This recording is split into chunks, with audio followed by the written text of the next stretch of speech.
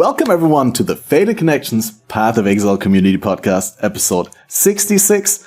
Today we're back with BalorMage, and we welcome these lovely PoE gamer ladies, DS Lily and piebypie, with us to discuss the first week of the 3.16 Scourge expansion, as well as our experience in the Twitch Rivals tourney that we've been playing. The tourney? I don't know whether tourney is the right name. Probably not, because there was no brackets. But there was this event with the Battle Royale, and that was pretty cool. But before we do that, just hear from everyone, how have you been doing? Balor, we haven't heard from you in a while, so you go first. In a while? I missed one episode. That's not been that long. People asked for you in the YouTube comments. They were like, where's Balor? What happened? I know, and I was expecting there to be rejoicement. I don't know. You could never guess. Yeah, nothing from the haters. I was expecting people to be like, yeah, finally an episode without Balor, but no. It just didn't happen. Oh, but yeah, no. I mean, we're at the stage where everyone's answer is going to be the same. I'm just living and breathing PoE. I wake up in PoE, and when I get off stream, I'm thinking about PoE, and then when I do a podcast, I change PoE to the third monitor and real small, and then I just casually map on it whenever it isn't my turn to speak. Like, I can't stop playing. I really like this league. That's good. That's good. Hope it doesn't do any damage to your respiratory pathways, but have however made 2 bad builds in a row, my league start and the backup as well, so that's not great, and I don't have any center passives, and I'm basically like rocking the casual life right now. I have like 3x to my name total. I'm not doing well. That's great. More relatable content. But yeah, we'll talk about the suboptimal build choices in a second.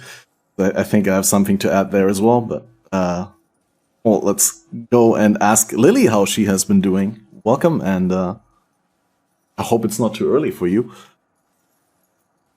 It's a little bit early, but, you know, my sleep schedule's messed up anyways. It's a week after league start. I don't know, I've been just blasting maps with no purpose or anything. Been doing a VD Slinger, which is able to be played again because the mana reservation changes, and it's too good to just not turn your brain off and right-click entire maps and then keep going. It's true, I hadn't even thought about the Slinger playstyle being back with the mana reservation efficiency stat being added. Reservation changes. Does it do that much? Do you mean does it do damage, or does the reservation changes? The reservation changes make such a big impact. That's what I was wondering.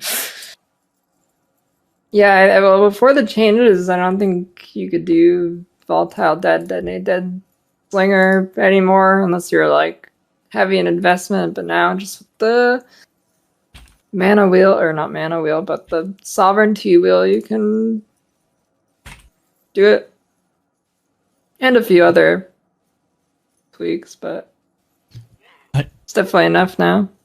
I never looked into Spellslinger because I was too excited about all the new defenses we got, and I thought if I reserve all my mana with Spellslinger, I won't be able to use like Grace and Determination and stuff. But then you're doing it in hardcore, right? So clearly you can have enough defenses, and I'm just worried. Yeah, I mean, I'm full block. I could, with more investment, I could fit Determination in, but league starter, and I'm too lazy to farm that gear. I'm just blasting maps. Also, isn't the gear still bugged? I've seen people link me amulets with like literally 96% reduced mana reservation efficiency on Determination instead of increased because the stat didn't get changed. So it's like it actually makes your reservation cost more.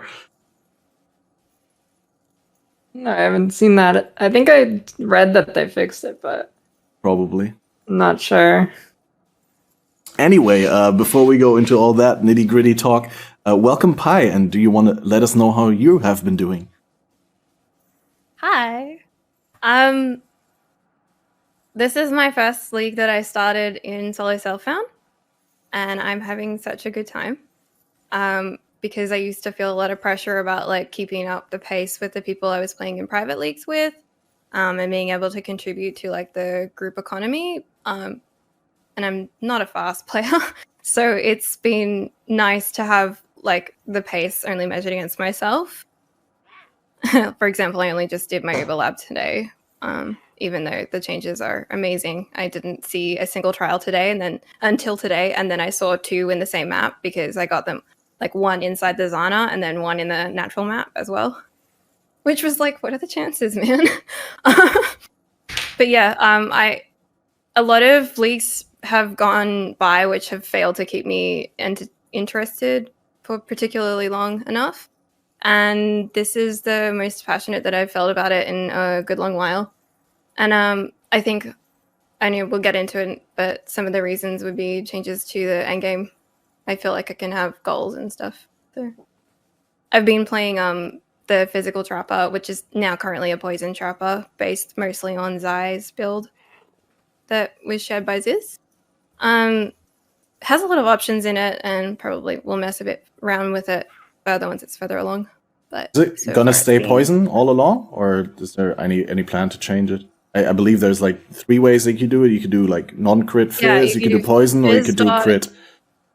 Yeah, fizz dot, fizz crit, and poison. It's really going to be depending on what gear I find and how I can upskill at crafting, because I'm on a learning curve right now. You can also go cold convert, which is pretty good. Too. There's a ton of options for that build. Mm-hmm. It's probably a really good choice for solo self-found because there are so many options. You can just go with whatever one you find the gear for.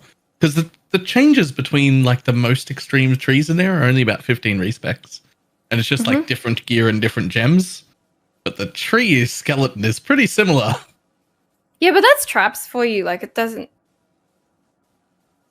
The trap tree hasn't changed in a really long time. It just depends which defenses you want to go for. I mean, even the new changes, they changed a little bit, but not a lot. But yeah, it's definitely a super solid choice. I was thinking about Seismic Trap as well. And whenever I was asked what's a good league starter, like I named 3 or 4 builds, and that one was always included. I don't know. Feels so good. Without having played it too much myself, because last league when I tried an HCSSF, I always died leveling it. But yeah, so for myself, I went with softcore trade. I guess that's the biggest change. Whoa. Whoa. It's really? been mounting for a while. Like I've been wanting to play with people from my community. I've always been asking around, hey, do we do a private league start, right? And there was some people who were super interested, but for a variety of reasons didn't want to play in hardcore. Some people don't have as much time, or don't have a good computer, or don't have game skill or knowledge. And I wouldn't want them to feel left out. So I've always been teasing, hey, we might do a softcore trade private league together. And then I've always bailed out last minute because there was something that made me want to play HCSSF. And yeah, but so this league, I was like, I committed really early, like 2 weeks before league start. I was like, okay, guys, this time for sure. Like, I'm not going to bail out. We're going to do softcore. And the people who I wanted to play with were mostly in favor of just not doing a private league, but just playing the league start and softcore trade, because that still allows you to isolate from the rest of the economy, but you can make good use of the actions by, you can sell things that your group doesn't need. You can buy things that you need from outside. And also mostly, like, why pay for a separate league start when you can get a league start for free, and then you can do a private league like 3-4 weeks in if you so desire, right? So yeah, no, it's been a really great change of pace, and honestly, it's not been as demotivating as I thought it would be. I thought it was going to be, I'd lose interest really fast, because typically I do lose interest in the character when I died a couple of times, but I died like 20-30 times alone during leveling, and I don't know. That's just maybe it was because I had so much time to prepare mentally for it that I was gonna die and just keep on playing. And I've been focusing on other goals. And I did a Deathless Awakener, so I'm happy about that. That was almost hardcore viable, with the exception of like one moment where I accidentally tanked a beam, but Block saved me. Here's the real question. Do you think you're going to be a convert? Because this is how I started. Remember, I spent the first 4 years, 15,000 hours in hardcore only. I have level 100s in hardcore. I have demis from hardcore races. And then I just once tried softcore, and I was like, that's okay. And I went back. And then the second time I visited, I was like, I'm never going back. Screw it. I'm done. I'm over here now. It's a little bit hard to tell because, like you said yourself, you didn't know until you went back and forth again. Mm-hmm. But if the league start performance of my game and the crashes and stuff are any indication of how future leagues are going to be, I might be skipping on HCSSF just for the league starts in future. Just play the first 2-3 weeks, as long as it's fun playing softcore, and I can at any time start an HCSSF, right? There's nothing lost unless I'm trying to complete on the ladder. But like if I'm just playing for my own enjoyment. Like if there's a race or a new league start thing, whatever, boss race or currency reward, right? Yeah, but they don't seem to be doing them anymore for the same reason that like you never know what you get with the league start with GG these days. I feel like Zizaran invested all his resources, like doubled down on the gauntlet instead of doing the league start HCSSF boss kill races. I mean, I don't know. I haven't talked to him. It's like trying to organize coverage of it is a nightmare too. Like having worked with the people who worked on it, just the amount of people required and like for not that much viewership and also for not that much rewards. For like there's not a lot of incentive for players to actually compete in those league start ladders, unfortunately. Well, most of the time anyway. But yeah, like people, because the races can, be like several days long and encourage like different types of habits, diplomatically stated. The problem then becomes, how do we actually broadcast this and make it a consumable content for other people? Because even though the races are being able to dedicate huge amounts of time to it, the people who are going to view it are not going to be sitting in that viewership the whole time. They have they have lives to live and stuff. And then that kind of actually is one of the reasons why esports and PoE has a little bit of a trouble, is that because you can't guarantee a viewership, you can't necessarily guarantee sponsors and placement. Yeah. But wouldn't a little bit of former advertising? But wouldn't that hold true for the gauntlet as well? Or was there one of the factors that doesn't apply to gauntlet? So with the reason that gauntlet works, in my opinion, is because it's the way that it's set up is that Shopify is directly collaborating with Ziz about it. So the marketing and the placement of where Shopify comes up is only on Ziz's channel. It's not like anyone else competing in the gauntlet has Shopify branding or advertising being shown. It's just kind of known that Shopify Rebels are sponsoring it, and they've built up a name for themselves and are happy to compromise their message and branding with just letting people know that they're providing this resource and have something that sort of exists outside of Shopify's main brand. I'm not sure. I'm curious, actually, now that we're talking about it, not that this was in the topic list, but anyway, how much brand recognition the people who are watching Gauntlet or participating in Gauntlet would have of Shopify because of the event being held. Whether it was Shopify versus Ziz doing it. Other than accidentally calling it Spotify all the time. Even when you full on know it's not the music. Yeah. Just the names are too close. Yeah. So The other types of esports events that I've been to are just like matches that you run really quick ones of. And that's why a lot of community races have been focusing on like short film content because it's more packageable and marketable. Also better for the racers, and I don't know. I personally always had more fun in short, up to 2-hour races in Path of Exile than these long marathons, because it's just when it comes to like min-maxing your real life around the actual gameplay, right? Like on a day-to-day basis, where you have to, for a week or two, you have to have food prep, you have to have a sleep schedule like exactly planned out, you have to minimize your social life and stuff like that. It's just really. Imagine having an actual social life. I mean, that kind of reminds me of my experience when I was like doing an actual sport. I mean, like a physical sport, not a gaming sport. There was definitely things about like when you went to sleep, when you had to like what you were eating and doing all of the things as a routine. But it's just definitely like you weren't sleep deprived. You know, it was all about being as healthy and strong as possible. It's totally random segue. No, but like, I mean, maybe we talked about this already a little bit too long, but I mean, it's a perfect segue into the Twitch Rivals event. But like, what I wanted to say is, I really enjoyed the short race events when you knew like there at this point in the day I have a 2-hour race, and then later there's like 3 12-minute burst races that I want to partake in. And then you can min-max around that instead of having to like basically set up your day so you can spend the max amount of time playing Path of Exile because you know that other people are doing that as well.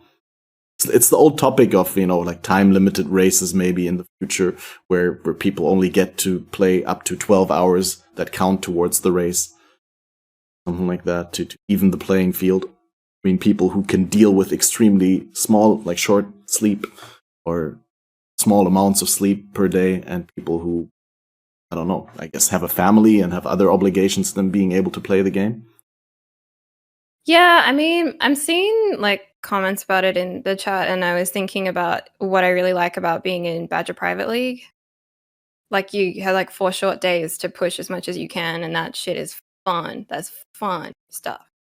That kind of thing I think is ripe for like having sponsors because it's such a widely participated in. The opportunities are pretty good, but it's just hard because like you're trying to approach brands who aren't familiar with the format of your game, and then you're proposing a format of competition imposed on the game that is not naturally a competitive game. It does have ladders, but like that's not the competition. It's not like Battle Royale where last man standing is like an obvious winner. And then if you have like those 4 days, then you know, like there could be a lot of different ways that you could approach branding and marketing on that. It would be really interesting to collaborate with some people on that now that I think about it. Anyway, I just like solving those kinds of puzzles, problems, either one of them. I feel like There's a also, Rivals event though. The Rivals event. There is one thing that's kind of overlooked with the long races. So it does like it's limited to people who only have like a lot of time to play, but the issue with short races is in reality what happens is the same people will win every single time because they're the most efficient. When they're really long, it lets a lot of new faces win stuff that you've never seen before. Like in Gauntlet, there's a bunch of people who win that I have no clue who they are. Where when you have like a 6-hour race to Awakener, you know it's always going to be like the same 3 people. Yeah, you're going to see the same 3 to 5 people in the top spots just every time. Which is also what happens at Rivals, by the way. Oh my There were, god, like, yeah. 5 definitely. people in Rivals who were the last 5 like every time. And somehow Lighty was one of them. I don't know what the hell that was. Just hiding That was pacifist so runs. funny. Did he intentionally killed no one the entire event. His entire strategy was like get to level 4, hide behind a rock. On it. Yeah. Like that's his whole thing. He made more money than we did. He intentionally didn't interact with the event. Baylor, He just we didn't hid. know we were going to make money. We were I just doing it for free. We didn't know there was money. I mean, sure, but his whole strategy was just get to level 4 so you can get a movement skill, hide behind a rock. Every game. The best part was him hiding behind Brutus's like table. God, that was a good spot. Brutus got let free, and as he runs away, and the people that were near it ran away. And we were both already dead at the time, and he just like ran into the table and just stood behind it. He lived there for like a minute and a half with no one attacking him. People fighting around the place the whole time. Spectating Lighty hide was quite a bit of fun. Yeah.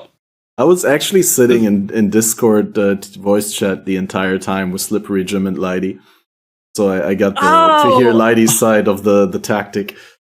It was really fun. What was he saying about it? Well, he said that it's crucial to have 2 movement skills. Like, he definitely needs shield charge and one of the other ones.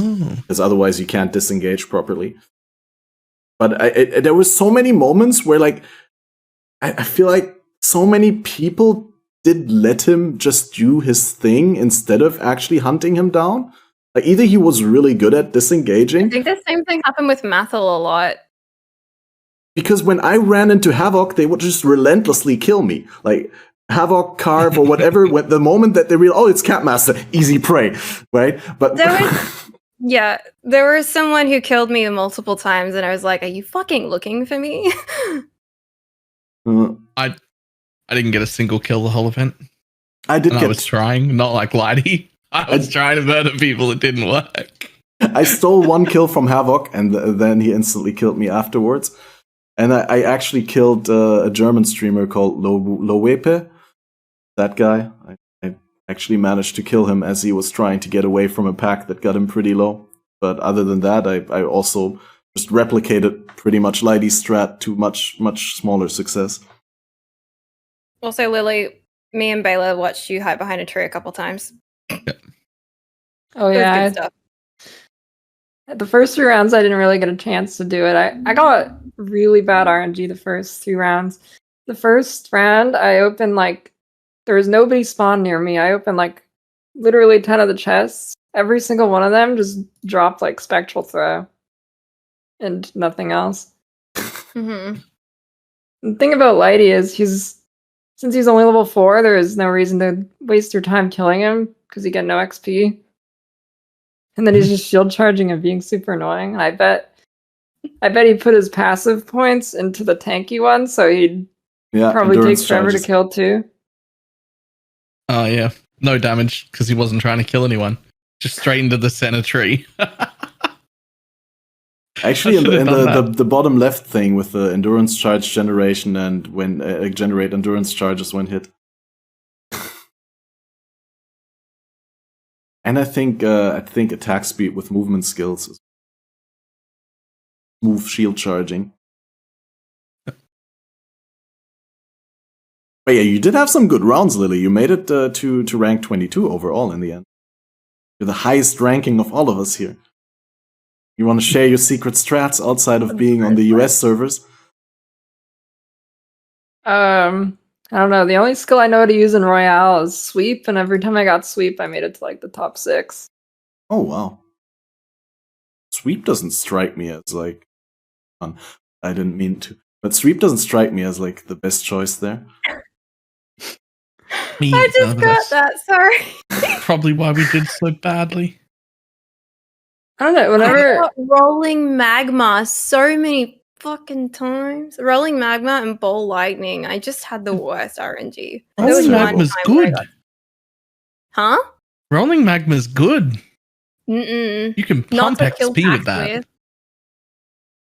I don't know, I thought it was great to kill packs with. This is a little dodgy to kill people with. But maybe I just sucked at it. If you can get Unleashed, it's good, but if you don't get Unleashed, it's pretty bad. It's good enough for farming without Unleashed. If you want to kill people with it, yeah, I not see that happen without Unleashed. Personally, I really like Elemental Hit, but it doesn't really work well against players. That's like one where you really benefit off the melee splash node. And Elemental Hit got nerfed. It's still really, really good against monster packs, though. Mm-hmm. And Molten Strike is, like, without doubt, probably best skill. I don't know why, but every time I use Molten Strike or Ellie hit, I do no damage, but everybody else does 20 million. I don't know why. I even went the same passive trees. Like, I copied them. I opened their VOD and looked at it. Copied them, and I did no damage. But Did you they upgrade did. your weapons? I did that too. Yeah. I had it once, I think. I had Molten Strike. And it didn't work for me. Yeah, I don't know. I think it's just an XP difference. Every time I found anyone, I'd be like level 4 and they'd be like level 8 already. Even if I like ran for the center as quick as I could, picked up any skill I could find, just looked for anyone to kill, I'd be like, oh, they're level 8. And I'm like, oh, I'm level 4. Or sometimes 3, and I can't even use my movement skill. Although, yeah, quite often that would happen to me. Because like I also had I had the issue that like I would be in areas where somebody had already cleared out all of the mobs that were there. And I was like, well, what am I supposed to kill to get XP? It's not like I can just kill people. They got like a 200 ping on me.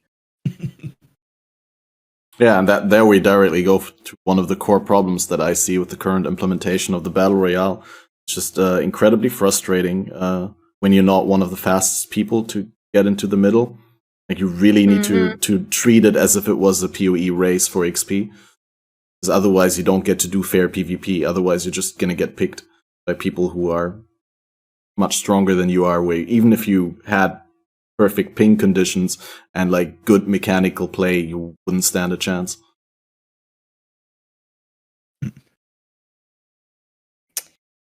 The other thing was that if you did get something like 20 kills, then you had like in the hundreds of thousands of XP, and it was like you could be pretty immune to damage.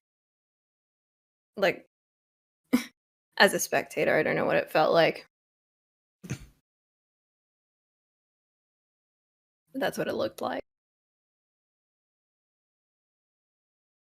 Yeah, that was I was gonna say, I missed the first one when there was a first Rivals. They just never With send the me an duo? email even. Yeah, I didn't No, even know it was I a think thing. the list was a lot smaller. I don't know if they invited like 100 people or if they invited 50 people and asked the other person to bring a friend. Yeah, I have no Lily, idea. did you But get invited? You were in it, yes. I think you were. I was. I was invited, but I reacted to the email too late. It was very short term, and like sometimes, especially during intense PoE times, I don't check my email for a couple of days, and sometimes I check my email and I'm like, oh, I have to respond to that, and then I forget to respond for like 2 or 3 days, and then it just didn't work out. Yep. Yeah, I the way almost they missed organized this this. Huh?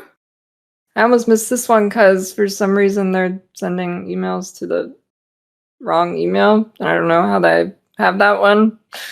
So I didn't check that email because it was the wrong one. That's not linked to my Twitch or anything. And I was like, yeah, I don't They know. did that to me too. It went to my personal email that isn't written anywhere. Yeah. And I'm like, how did you How do they have even? that? Where do you even get that from? Like, I actually have no idea how they got that email. But it didn't I'm go to my actually public surprised facing they one. got my email. Weird. Because I signed up to Twitch using my personal email and then created one for all this stuff. And so like whenever the Twitch team in ANZ email us, they still use my old email address. But like whenever I get something from like the NA or global team, like, you know, a Twitch wide thing, it goes to my like my piebypie account. Anyway. But yeah, this one was, I don't know if they organized the other one the same way, but like they did like an expression of interest, and then you had to reply to that to fill out a survey to give them information that they almost already had because they contacted you. And then you had to wait a bit and a bit and a bit, and then they sent you another email saying you got it. And then I kind of forgot to actually follow the link on the you got it, like you're invited. One, and was like, oh crap, I haven't RSVP'd. And then there was like all these other layers of stuff to get through, so it was a little bit convoluted in terms of how they got us all involved. But I'm glad to have been able to participate. It was fun. Would you say the same, Lily? My only gripe with the event is in between matches, it takes so long. I was like nodding off during it. It- Me and Baylor were tired. Next We were time in you voice have to chat get trying to keep each invoiced other for awake. someone. Yeah. So Pi and I got invoiced because it was like I had to wake up at 2:30 in the morning to sign in. It's 3:30 my Oh, time. that's terrible. Yeah, I but didn't then it was sleep. just sort of like we would mute for the event, and then when it stopped, we'd just unmute. Mm. That was a better way to stay awake because of the super awkward timing. Like that was still worth getting up for. I did not know we were going to get paid at all. I thought that it was going to be like the top 5 or something, and I was like, "There's no way I get there, but I'll come to have fun anyway." And then there was just like rewards all the way down. I'm like, "Sweet." Yeah. No, I mean, I think that's really fair that they do that. It feels like also like it's their way of doing like a Christmas special or something like that, like getting a 13th salary or something like that. Just invite a couple of streamers and let them do their thing for an hour and give them some compensation. I think that's fair. It's a great way. I think I would recommend that to anyone who gets invited to participate. And it was like, even without the compensation, it would have been just worth for the fun of it. Yeah. Getting to play with all those people. I mean, obviously, I was sure from the start I was not going to finish top 10 or anything, but being able to play with the other amazing people from the PoE community and just being part of rivals. I found the high quality bans in the local chat to be a highlight. Yeah, the local chat's the true event. Yeah. It was actually really good, yeah. Everybody was bringing their A game to the bands, and I was like, I have been awake for far too long. I want to say something. Can this be it? I'm saying something in the chat now. To be fair, I had a similar experience. Like for me, it was like pretty decent start time. I think I had to check in at like 7 p.m. and it started at 8 p.m. But the problem was that I had already been awake for like 16 hours before the thing. I actually got like 2 hours sleep before the event itself, running really low. But having Slippery Jim and Lighty in the chat really kept me awake, and having those 5-minute breaks in between allowed me to get coffee and snacks and everything. It's just what I really would like, some more precise communication when the next one's going to start, that they do it like Havoc Blitz, that they have like fixed start times. I mean, that's really hard to do with Royales because you don't know how long they're going to last, right? They could theoretically, one Royale could go like infinitely long. So maybe they'd have to have like a hard cutoff or like a hard enrage mechanic sort of that decides the match after a given amount of time. Well, there is. There's right? the circle, like, yeah. When the circle gets this big, the match will be over very soon. There's no longer any kiting or any playing around your opponent. You are smashing each other in the face, and whoever has the better character right now wins. Yeah. Like, if it gets to there, that's what's happening. Yeah, so they should be able to do it. Like, my point is basically that we need more precise starting times where we know, okay, then it's going to start, instead of having something, okay, it's approximately going to start in 5 minutes in the chat, and then when it starts, like the countdown timer goes from 10 seconds to 0. Like, it would be cool to have a countdown timer of maybe a minute or 2 and stuff like that. I think that would have been better with the countdown, but yeah. But other than that, like from the organization side of things, I thought it was really great. My main complaints are the Royale itself. I think the Royale needs some work from GDG to make it a more of an event that encourages PvP instead of like it being this PvE sort of race. And like obviously that the Lighty strat is being rewarded so hard, should be more incentive to people actually PvPing, and PvPing should be the main thing in it. And then one more thing is, but that's also not really on their organization, although they could have like organized that with Grinding Gear Games. Obviously, we didn't play a whole lot of the Royale, right? But there's some people who played it every weekend, and it would have been cool if they just opened the servers a couple of days before, so we would have been able to practice. I would definitely have actually appreciated practice. Practice time would have been good. It's something I don't think that I would have practiced if it was like within the same week of league start. I still would have been more interested in playing 316. Understandable, yeah. No, but like, there's just some things in the Royale that you can't really practice outside of it. You can practice like inventory micromanaging and killing things while changing weapons and swapping skills around, and that sort of stuff is all really helpful. Fine practicing on that ping. Oh yeah, true. I mean, that would have also helped though, getting used to that ping. Yeah. Like, something I didn't realize was going to be such a pain was less to do with like how long stuff happened in the world and more to do with like things like trying to change my equipment around or change sockets of stuff. It really punishes you. You can't do anything quickly in your inventory. Yeah, there was also a number of times where I tried to click something that didn't go through because of delay. So my ping is better. I don't think that wasn't just your ping. That was, I mean, I'm in the US and I was getting stuff like that. Like, it was just, the server was just lagging in general. Oh, really? Like, yeah, I was trying to swap gear and then it would roll back a second. Or like, I'd swap it and then it just wouldn't swap. And then like a second later it would. It was weird. Oh, weird. Yeah. But yeah, other than some minor complaints, it's been a fun event. And I hope that there is going to be more of those in the future. Maybe also something else than the Royale, but definitely I really like that Twitch has taken an interest in competitive PoE and supporting the scene around that. And the hype from the casters, I mean, I didn't watch the entire cast, but the hype from the casters was also real. They were really excited about this event. Cool. But that said, we talk a little bit about Scourge, since we already covered a lot of ground this Twitch Rivals discussion. What stands out to you as the best change/addition in Scourge? Can I say something really? I'm pretty sure you guys all agree. Absolutely. Not Scourge. Not Scourge? Like Scourge? Not Scourge is not the standout of this league. Like, it's base game changes to me. They make huge difference. Which ones?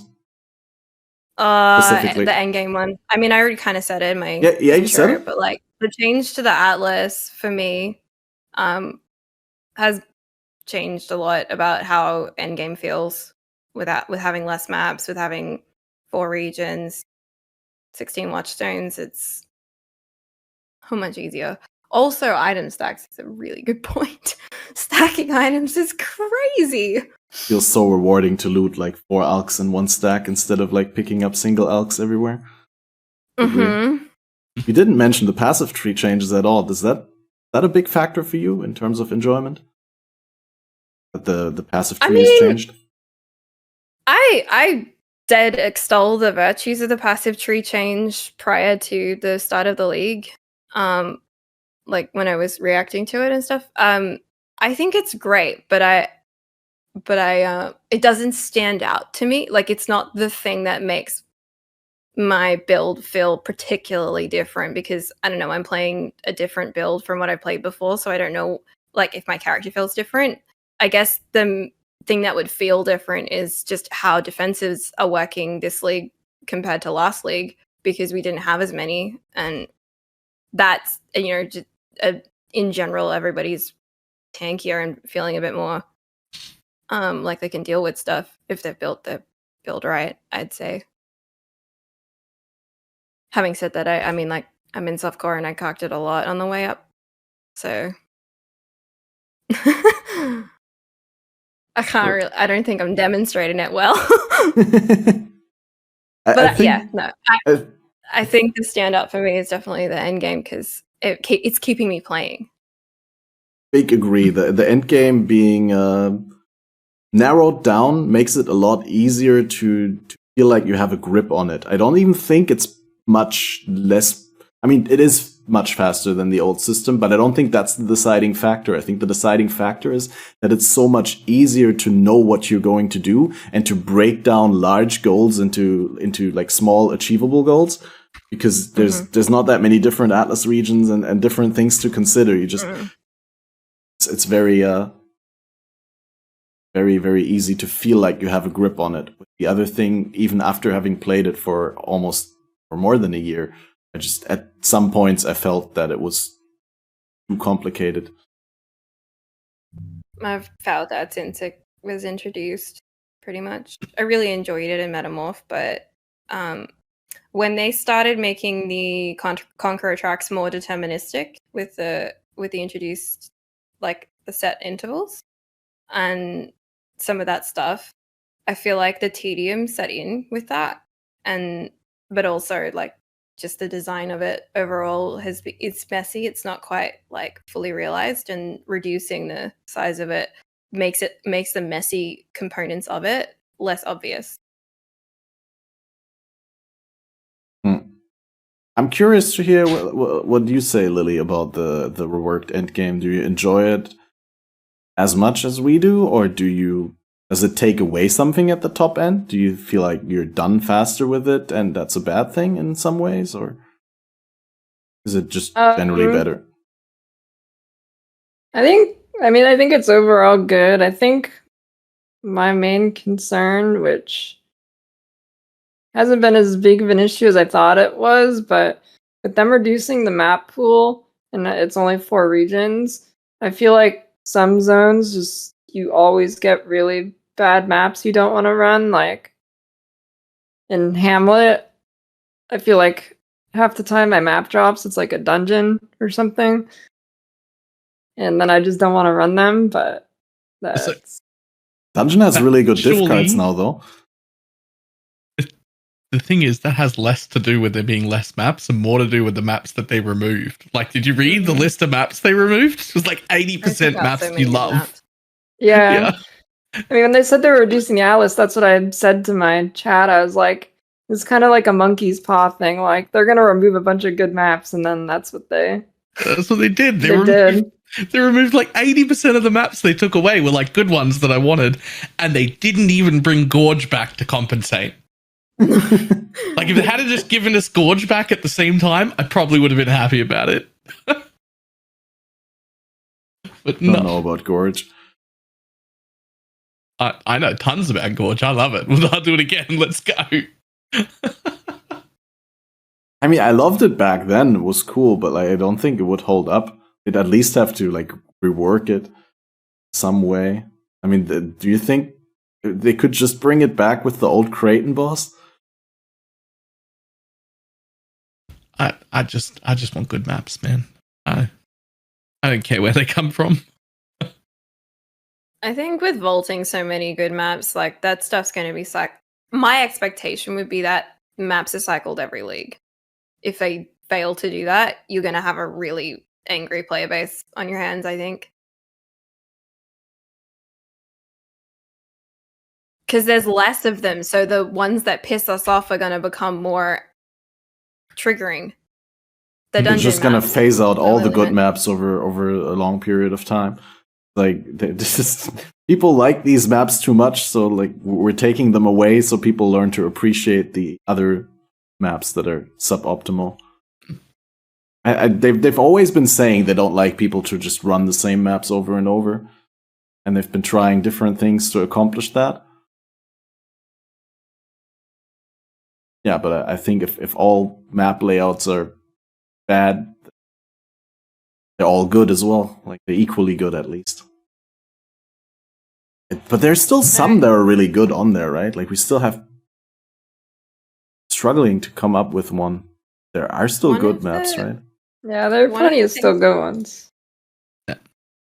One of the things that's funny about how they changed it was like which names of the regions they kept and where they put them. Like Valor's Rest, where it is now, top right. Is it? Yeah. Yeah. And they didn't It keep was- either Lex, Wasn't either that Proxima. bottom left before? Yeah. I think that was because the names don't make sense without like Lex Proxima and Lex Ajoris were like kind of depending on each other, because Proxima means close, right? Like and Ajoris, I don't even know whether that it's actually from Latin or something like that. But I thought Proxima, they keep one of them. I don't know. I just thought it was. I think they just had nowhere else to put it. Yeah, It exactly. probably has more to do with the passives they kept and didn't throw out. Mm. Possibly. You have a good grip on where which passives are now? Because that's one of the things where, I mean, it's easier to keep an overview or a mental map of things, because it's not 8 regions and 8 trees that you have to monitor and be like, okay, wait, this mechanic scales with there. But like, I have a relatively solid idea of where the tree. I even know where the base types are. I mean, I made a video about it, but like, I even know where Vermilion rings drop and apothecary gloves and stuff like that. Where previously I never knew that with the 8 regions. I know where pretty much everything is at this point. The only base I know where it drops is Vermilion Ring, because people ask 24/7 where it drops. I don't even know where it drops. I didn't. No. The only one that I've dropped has been from a Crucible, so I'm like, yo, Maven, cheers. Was it influenced at least? No. Yeah. Yeah.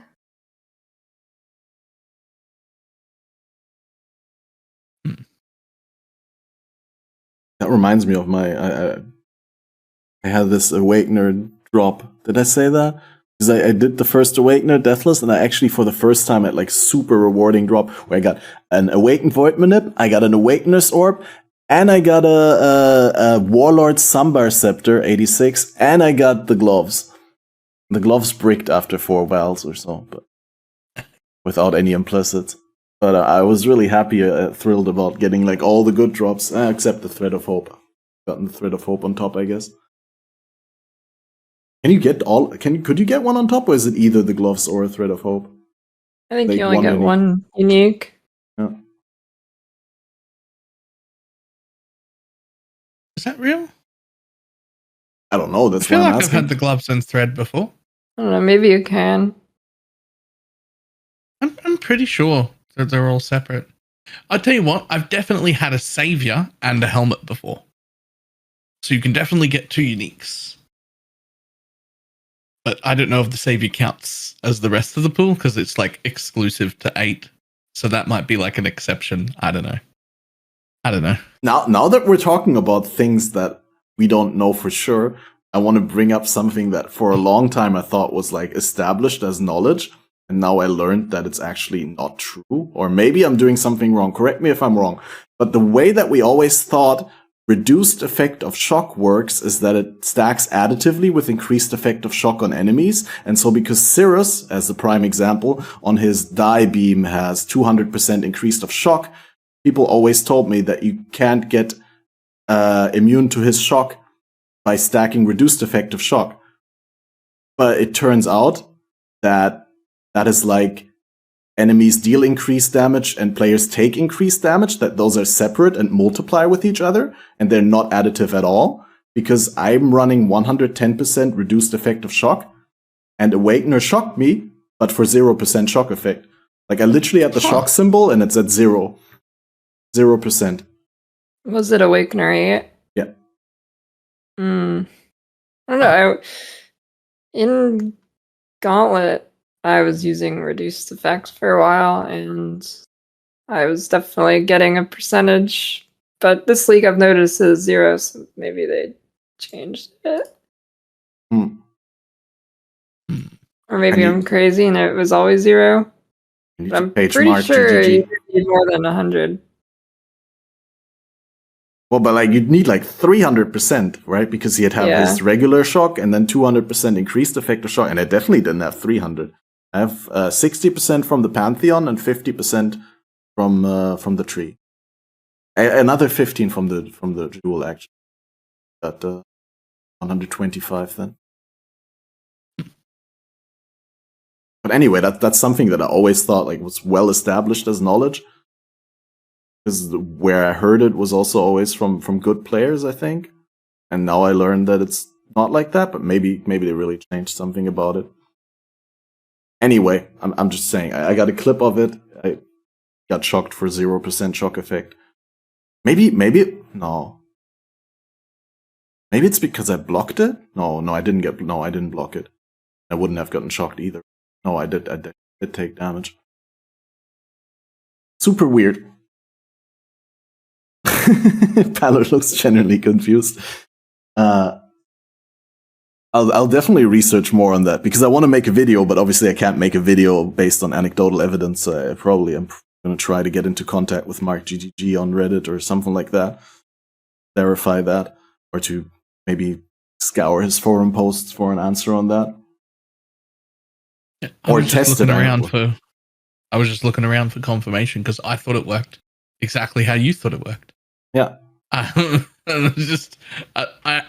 not only that, I thought it was obvious that that's how it worked. Apparently not so much. Yeah, but like, I mean, it makes sense with the parallel to deal increased damage and increased damage taken because those multiply with each other as well. So the way I figure now it works, if what I learned is true, is that Cirrus shocks you and increases his effect of shock, then the shock gets applied, and then you reduce the total, like that is 100% of the shock that you get from him.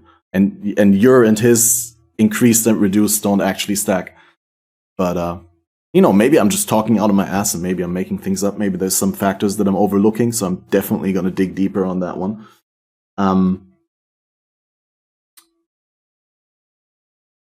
Super sidetracked again. Looping back to Scourge. Should we talk about the passive tree? I mean, I kind of talked about it for a little bit, but we didn't get to hear from anybody else. True.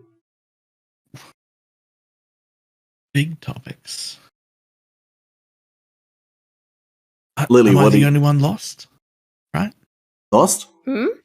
I find myself spending hours more in Path of Building than I normally do.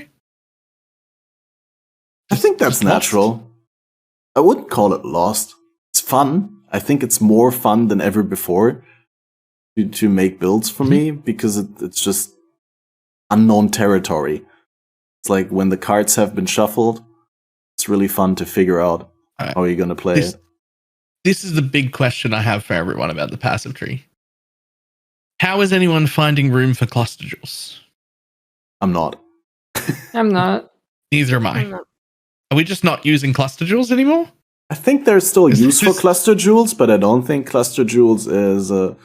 they did a good job with moving some of the good stuff from cluster jewels into the masteries, which is great. And also to some degree, masteries do something or accomplish something that cluster jewels were there to accomplish, and that is availability of specific stats everywhere in the tree. So... But in a completely different solution that's more accessible. Yeah. Like the things I wanted desperately just don't. It doesn't matter. They're on the tree now. It doesn't matter. I think that's a good thing. But I'm finding many builds that just don't use cluster jewels at all now. Purely because the cluster jewels have been nerfed a billion times. And now, with our passive tree getting buffed this much, a lot of builds just don't fit them in. Physical clusters is about the only thing that it's worth using them for most things. I mean, I'm not sure, but I would imagine that Champion Toxic Rain would use cluster jewels because it's a far way to the chaos damage over time. But then you have bow nodes.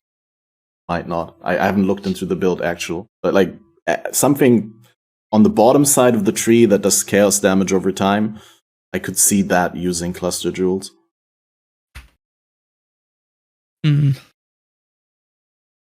right, it's fine. Anyway, I was just making sure I wasn't the only person who like thought they knew how to put together builds and then suddenly just couldn't find any worthwhile cluster jewels. As long as it's not just me, that's fine. Yeah, I've been thinking I've about definitely it. seen people's like build guides have upgrades to cluster jewels, and they've done like variations for it to fit in there. But it kind of reminds me of the age-old question of like, do you really need all that extra damage if the tree is doing it for you? Because the cluster jewels side of it, unless you're in trade, which you two are in trade, it's less accessible anyway. Like the masteries, you don't need to worry about accessibility at all. It's there. You just got to path to it. Cluster jewels, you got to get one. It's got to be the right kind of one. Then you got to roll it and craft it, or buy somebody else's one that they've already done. Yeah, if anything, I think cluster jewels, like if you still use them, they're probably moved a fair bit further towards the end of your build progression and become more of a luxury thing rather than like a min-max feel. Rather than a basic requirement, because so many things you can cover now with the passive tree. I really love the availability of corrupted blood cannot be inflicted on you on the tree.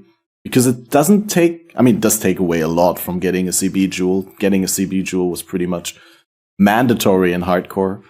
And now, because it was such an RNG thing, I didn't like it. And it would have been fine if you could somehow craft it, or like if there was a vendor recipe with which you could guarantee it, even though that would also be to some degree RNG depending on the ingredients. But you can still get one, and then it frees up that passive point, so you could either pick another mastery or just completely free it up and invest it elsewhere. So that feels good. Yeah, I feel like you have a lot more choice now with what you're doing on your tree. Like when I don't ever make builds, I just steal them and then change them and make them better for what I'm going to do. But I feel like I have a lot of options now, and I could like make 3 different trees that are all viable for the same builds that like have different qualities that are good. And also, no cluster jewels, which is great for me because I hated farming them. On the I don't know if this is a downside or not. I can't really tell, but I feel like every tree I make now is like really stretched thin, and like every point matters. 140, like, yeah. I also want to be level 140 on every build now. I didn't have that problem before. It was like double I think it was jewels really in every build. Funny watching people plan builds before the league start. Like once we had POB and like everyone trying to grab every mastery that was available to them. I'm like, you're gonna have to compromise on this, mate. Like you can't have them all. There's no way. You need other things. Yeah, I'm not happy about it. I found myself speccing out of specific masteries where I'm like, okay, yeah, this is good and I liked it, but I just need more points free. I have to cut corners on the masteries, so I don't have masteries on every cluster anymore. But in regards to like feeling like you have more choices, I definitely agree with that. But I wonder whether that's the case because you actually have more choices, or because we've just been set back on our knowledge what the optimal choice is. So maybe you just think you have more choices because we haven't really like figured out what the best options are. And like when we grow used to the new system and the new tree, the same that we did with the old one, slowly over time, there's going to be less viable choices in our eyes just because we know what the best ones are. And right now we don't really know for sure, so it seems like we have more options. But I don't know which one it is. Maybe. I think like when it comes to things like base stats like life or whatever, there is both more and less choice, because it basically means that most builds can do some kind of life mastery because there's life in nearly every part of the tree, right?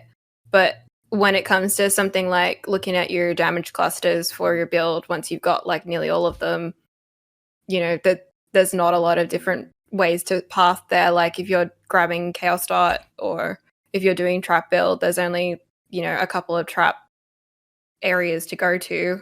So that pathing becomes pretty generic, even though we have masteries, because it's not like, I'm trying to yoink a mastery from the other side of the tree. The trap stuff is on the trap clusters, which are in the trap part of the tree.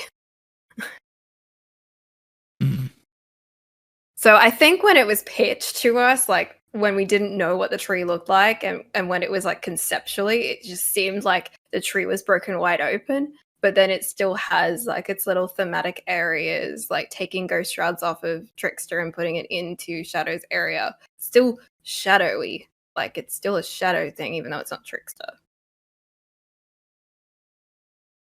Yeah, I do agree with that, but it's definitely, it depends on which ones you're looking at. Like some clusters are really like, say, life clusters are found almost everywhere on the tree. Somewhere like a little bit more dense on the left side, a little bit more split up on the right side, but you can access the life masteries anywhere on the tree pretty much, at least the ones that you want. Whereas, with the trap ones, you won't find them in the top left. But something like elemental damage, there's a lot in the top left, but there's also like 1 or 2 on the bottom right side, right? So I think I really like that. I think it would have been also wrong if they completely opened up the passive tree, like everything was everywhere, because then you would have the problem that, like where you start your tree doesn't matter anymore. Then the only identity you have to your, and there'd be no your class is the identities or ascendancy. classes.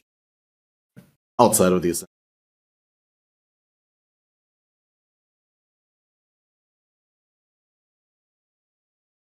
Right, we're 1 hour in. Do you think we can touch on Scourge? Or we could just circumvent the entire league, just not talk about it. Keep talking about the base game changes. Well, I don't know. I mean, look, I love just wanna Scourge, but the base game changes are far more interesting. Yeah, True. same. Scourge is great, but the base changes are huge. I could play this game without a league right now. Like, Yeah.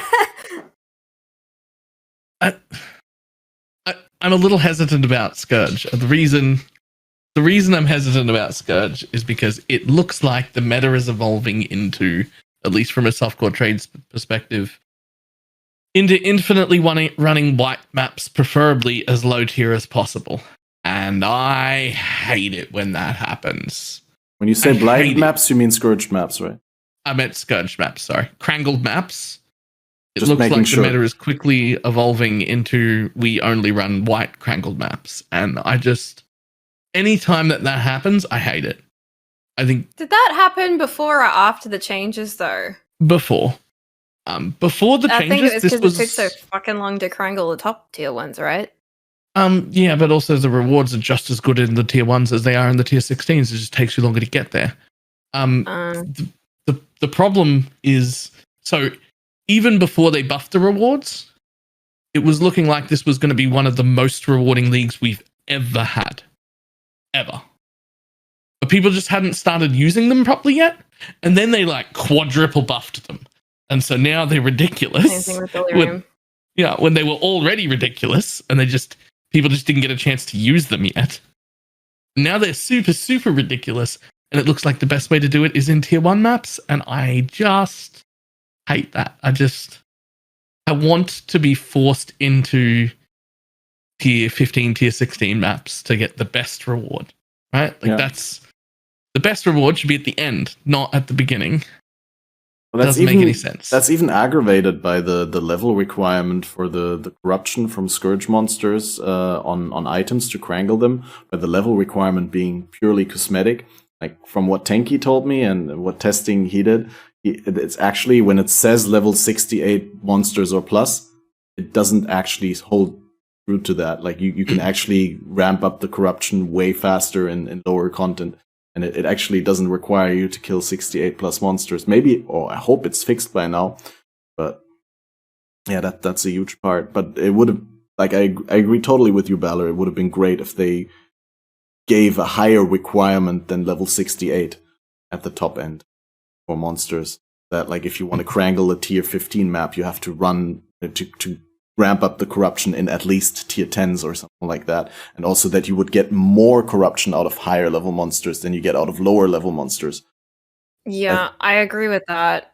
Like the amount of corruption for a high level content or a high level item should be higher, but then the amount that you progress it should be impacted by the higher level content that you're doing.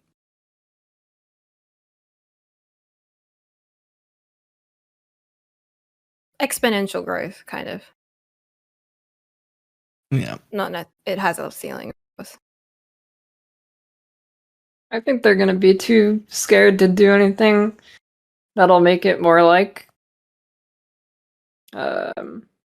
require higher investment, because the initial like reception of the league was that it's like super unrewarding at the low end, but that's just because, in my opinion, people didn't know what they're doing, which is usually the case. Yep. And people, and with how last league went, I think they're really scared to like hold their ground at all. So I think it's just going to be super insane now, and it's just going to be low tier content, because with how people were initially seeing it, they're saying it was super unrewarding at the low end because nobody was doing crangled maps for some reason or anything, and ignoring like the couldn't get him crangled fast enough. Yeah, it's true. Like, honestly, you'd make that one change and then like hold off on the rewards for a minute and see if people being able to access crangled maps at lower levels had showed them that they were going to get rewards by doing that.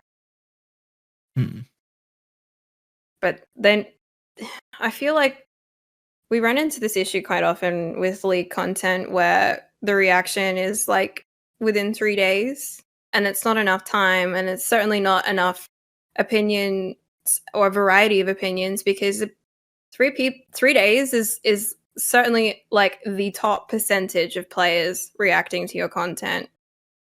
Like your average Joes, the average Joes who make it to maps are not getting there in 3 days. They're doing it in a week or something. And by then they're experiencing it after it's already been changed because some kind of knee-jerk reaction's already happened. And I mean, I'm the average Joe in that example. I hit maps like a few days after I haven't crangled a map. I have got one map that has been crangling, and it's halfway between tier 1 and tier 2, or it's probably close to tier 2 now because I ran some content before this show. And I haven't run it yet because I wanted to see, what would happen after I crangled it again.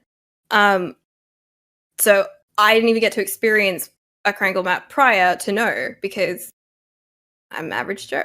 Yeah, I agree. Like a large portion of the feedback about the league not being rewarding enough was mainly focused on the Scourge modifiers themselves, right? The items that drop with Scourge modifiers and the Scourge modifiers that you put onto items. And I think there is a large amount of modifiers and paired modifiers that just don't make the item better. And I think there was also some slight miscommunication from GGG where they said something like those items are going to be able to compete with unique leveling items, which in most cases they aren't. I feel like at the very low end, when I did my vendor recipe once and I put them into the Crangler, then it was very easy to get flat damage to spells with some reduced damage that didn't matter on top. Something like that, right? That on the very, very low end, it was really good. And then for a long time in the mid-tier, nothing really happened. Like when I did armor pieces, most of the times I'd get flat regen and reduced defenses or something like that. And it was just never worth the time that it took to actually make the item. Because by the time that the item was done, you already out-leveled it by a couple of levels. On the subject of the two mods, the reduced defenses and flat regen, like, every time they talk to us about the Scourge, like the pitch, is that you get one good and one bad. Yep. But is flat regen really the good one? 16 flat regen is amazing in Act 1 or Act 2. It's really, really good to have. It's like comparable to the life recovery you'd have from a flask. But later on, not so much anymore. And like the vast majority of armor items that I put in got life regen. Like something above 50%. It needs to be 160 life regen. not Yeah. 16. So it And then competes you're with the like- explicit Yeah, mods. like- It competes with the vitality and so Yeah. on, all the good region. What I was gonna say in regards to that was that when they demoed it and you could see the screenshots, and they said one positive, one negative, but with the reduced one, and it shows up underneath, not on top. So like like in your brain, your hierarchical way of looking at that is going to be like, so like reduced effective defenses is the positive, and the negative is regen. And I'm like, they both look shit to me, but Yeah. No, I know what you like, mean. why Also, are we because you flipping also have these around, please? the reflect damage to melee attackers, which is also a good mod, but like on rare items, like the way that we learned the game, those are like flat life regen, low values, and reflect and stuff like that. Those are bad mods already. They're trash mods. So I agree. They maybe shouldn't even It have kind been of- in the pool. It reminded me of ROG crafting a teeny bit, because like every time like the description of like what you were doing with ROG, it would be say like it will be a good modifier, and I'm like, well, what do you think is a good modifier? Is there a list? Like, Just- I don't just know if means I agree high with tier. you. Do we agree on this? Like, and it's the same kind of thing with this pool, like, and then I kind of want to say to GGG, like, can we stop using this good bad like dichotomy idea of how to think about crafting? Maybe that's the problem. Like the good bad dichotomy, it's happened twice now in 2 leagues in a row. Well, I mean, there has to be some sort of, not so good mods in order to make the obviously good mods stand out as obviously good. Oh, that's I not what I'm understand that. saying. I'm not saying all mods should be good. I'm saying that explicitly basing your design on a dichotomy or like a binary system. Okay, we are going to choose between good or bad mods, and then having like a list, which is like essentially 2 lists, one that says good and then there's a list of mods, and then one that says bad and there's a list of mods, is like not the right way to approach Path of Exile, because it's too nuanced for binary thinking. Think so? I mean, that's Yeah. obviously that's the way that a lot of uniques work, that they provide like a really good upside and the cost of something that they either don't have or like something that they make worse about your build. But 9 times out of 10, a unique doesn't have 2 mods on it. It has, more than that, which gives you the nuance. Oh, so you're saying there's not enough nuance in the Scourge modifiers? I think it's a bit deeper than that. All right, like the I'm listening. concept of the Scourge modifiers on gear is 2 mods, one that is good and one that is bad. But those are 2 concepts by themselves. 2 mods is one concept, Scourged, and then the second concept is the choice of what types of mods we're going to put on there, and those could be a good mod and a bad mod. They're like the idea is that they said that there is a list of good mods and a list of bad mods, and it rolls a dice and picks one of the ones from the good list and one of the ones from the bad list, right? Right. But that good bad dichotomy in that list is perhaps a bit too reductive for what we benefit from in the game. Like, Yeah, but I get it. What is you're anyone trying to else say, but like, understanding me, or am I confusing everyone?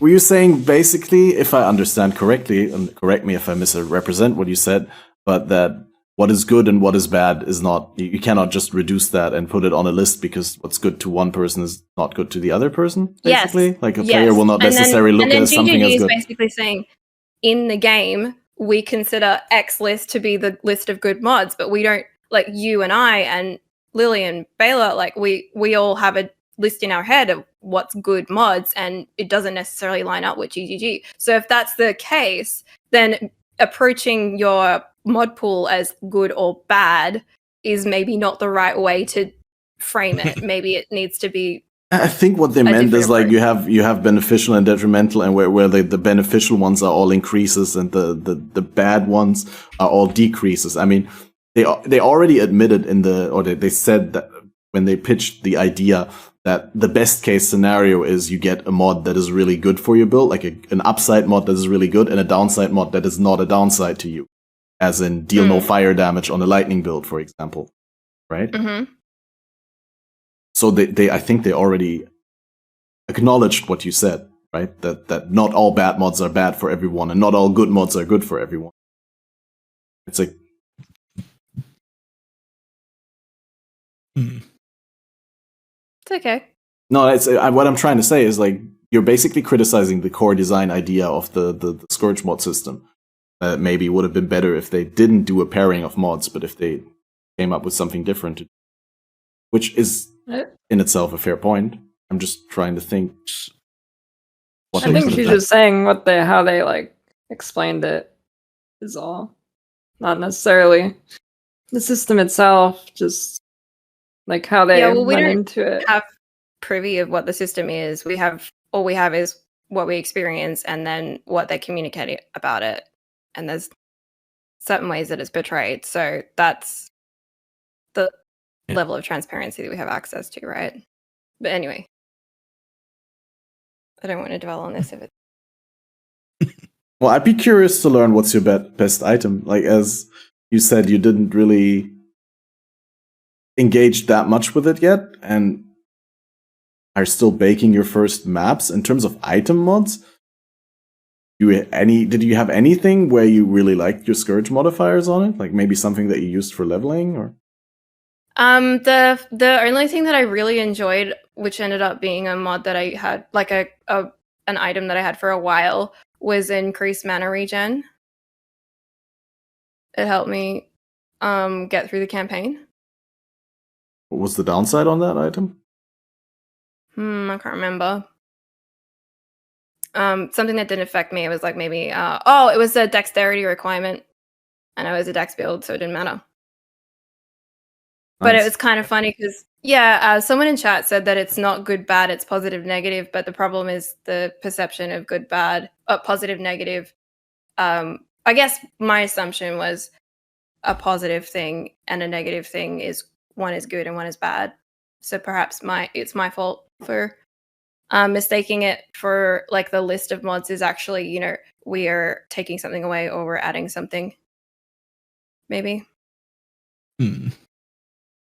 Yeah, no, but it's still fair to say, like, I mean, I can't reduce that to a problem of your misunderstanding. I mean, communication is always, there's always a sender and a receiver. Yeah, you're not the only one who perceives it like that. Positive and negative and thought positive for me and negative for me.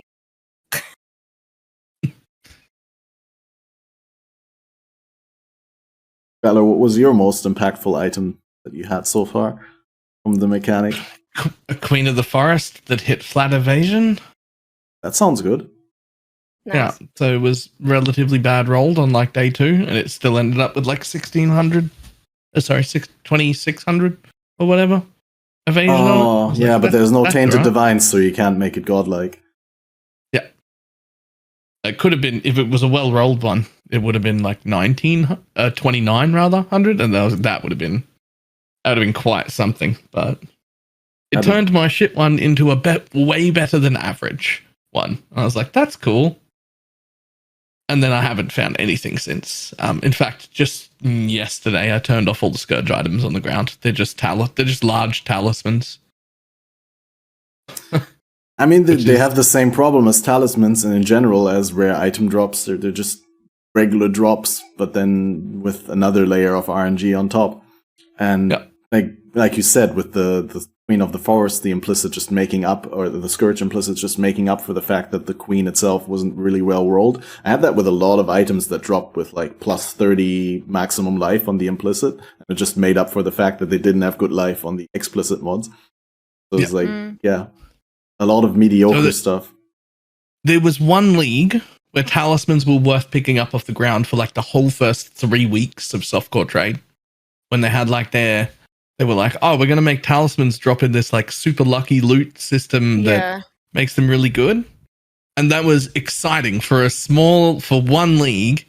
It was worth picking up talismans off the ground. And that for some reason, they took that system away instead of the random anoint system at the same time as they gave us the ability to anoint them. So they made them worthless again. They get hidden. Right. And so then these are introduced. and they don't put the lucky.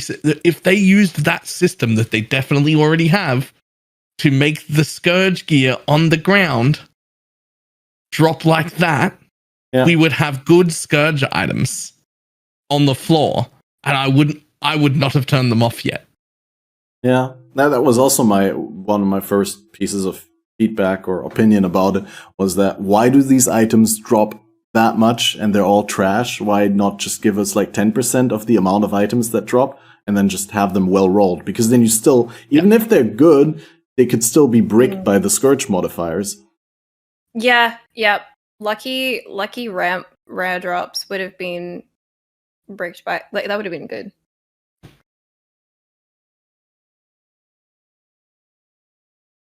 And of course, the thing that they removed now with the modifiers that cancel each other out, that was super funny, though. Which, by the way, that's my favorite thing. I had already planned on getting, like, double themselves bricked uniques and just collecting them in a tab, and I'm really sad about it. I'm really sad about it. That's niche. I got like a cane of the unraveling or whatever, you know, the like chaos stuff. And I got it with increased chaos damage, deals no chaos damage. Nice. And I was like, that's the best item I've ever owned in my life. I'm going to collect a whole tab full of just shit like this. I have that leveling scepter. What's it called? The Axiom Perpetuum. I have that dropped from a boss, so it has like double Scourge modifiers, and it has deal 80 plus reduced chaos damage and deal 80 plus reduced elemental damage. And it's completely terrible. It also has flat fizz, just spells, but obviously you wouldn't use it at all, because it also raised the level requirement to 54. I think Lily showed me a ring that had what was it? You have it was gloves with apply a curse on hit and you can't curse or something like that? Yeah, it was Vaughn on hit and cannot curse. That's my favorite item so far. It was like one of the very first ones I dropped too. I was like, oh, that's a really good item. It was super funny. Just take those all into standard and be like, man, that's some fucking legacy shit right there. I can imagine leagues from now someone going around and collecting these. That'd be so funny. But in terms of actually good ones, oh yeah, please. My thing about the what's it called? Lucky rare mods on the rare Scourge items. I don't think they should necessarily put it in like just the random drop pool that the mobs drop, but I think they should put it on the bosses, because the way the bosses are right now, you kill the boss and you get like the specific Scourge bosses. What happens is you kill them, they drop like 15 rares or so, and they're all absolute garbage.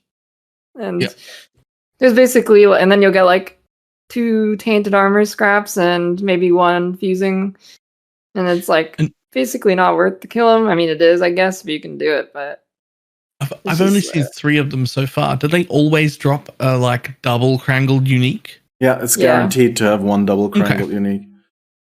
Oh, is that the unique thing? Because I remember looking through all the announcement and realizing that there's no Scourge uniques this league. Like we got 6 uniques in the core drop pool or other league uniques. Yeah, like the Uber content. Yeah. And then remembering Chris saying to Ziggy that there was going to be bosses, but we're not going to say anything about it because we like it to be a surprise.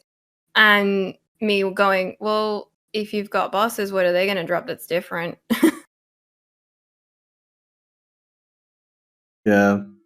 They did say somewhere leading up to I think when they announced the tainted currencies, they said that those are mainly going to come from the bosses, so you're going to have to engage with the bosses in order to get them. Mm-hmm. And I think that's correct, I guess. You guys all know how to know. Like, you can tell if there's a boss in your map even if you don't see it, right? No, I don't. So if you open Scourge in your map and you see like purple balloons, lightning, or meteors, there's a boss somewhere in the map, and it corresponds to what it is. Yeah. You also see the symbol on the mini map from relatively far away. Then, but that's a great indicator. Yeah, when you're but far those away. indicators are like map wide. Like if you're on the other side of the map, they'll be everywhere. So you'll know you have to go looking for it, right? I need to do a Crangled map. You. Crangled maps. They're kind of the only thing I want to run, by the way. I have some really good ones baking. Crangled maps that get there's one mod that's like super annoying that I think they should reconsider. Is the take physical damage on shifting? No, not the one where you fill up the bar and then it auto shifts phases you into it. Yeah. That, but like when you're towards the end of the map, what can happen is like you have half, or rather, you've finished the Scourge pretty much. You finished the entire map of Scourge, and then like you still have half of the regular map left. And then every time you kill like 2 mobs, it puts you in. Then there's a delay when you can get out, so you have to keep going in and out, or just abandon the map like I do. I had someone in chat say that they got trapped inside a an Alva incursion with that because they couldn't get out. Because like they were in Scourge while Alva inside, and then they couldn't leave because of the Scourge being that's there. funny. And I was like, wow, that's not good design. It's kind of great though. It's hilarious. Yeah, it's funny to talk about once, but like the rest of your map, man. Oh yeah, the same thing would apply to Ritual because you're like in that closed-in space. So you can actually shift into Nightmare in places where you could normally not shift if it was with the button, but just because you fill up the bar with it, it shifts you. Yeah, that's crazy. I feel sadly, I have to say that there's a lot of things like that in this league where you just feel like would have really been maybe would have benefited from more testing. Yeah. Have you guys tried just turning on Scourge when you're in Harvest? Because there's nothing there. Yep, tried it once. Literally nothing.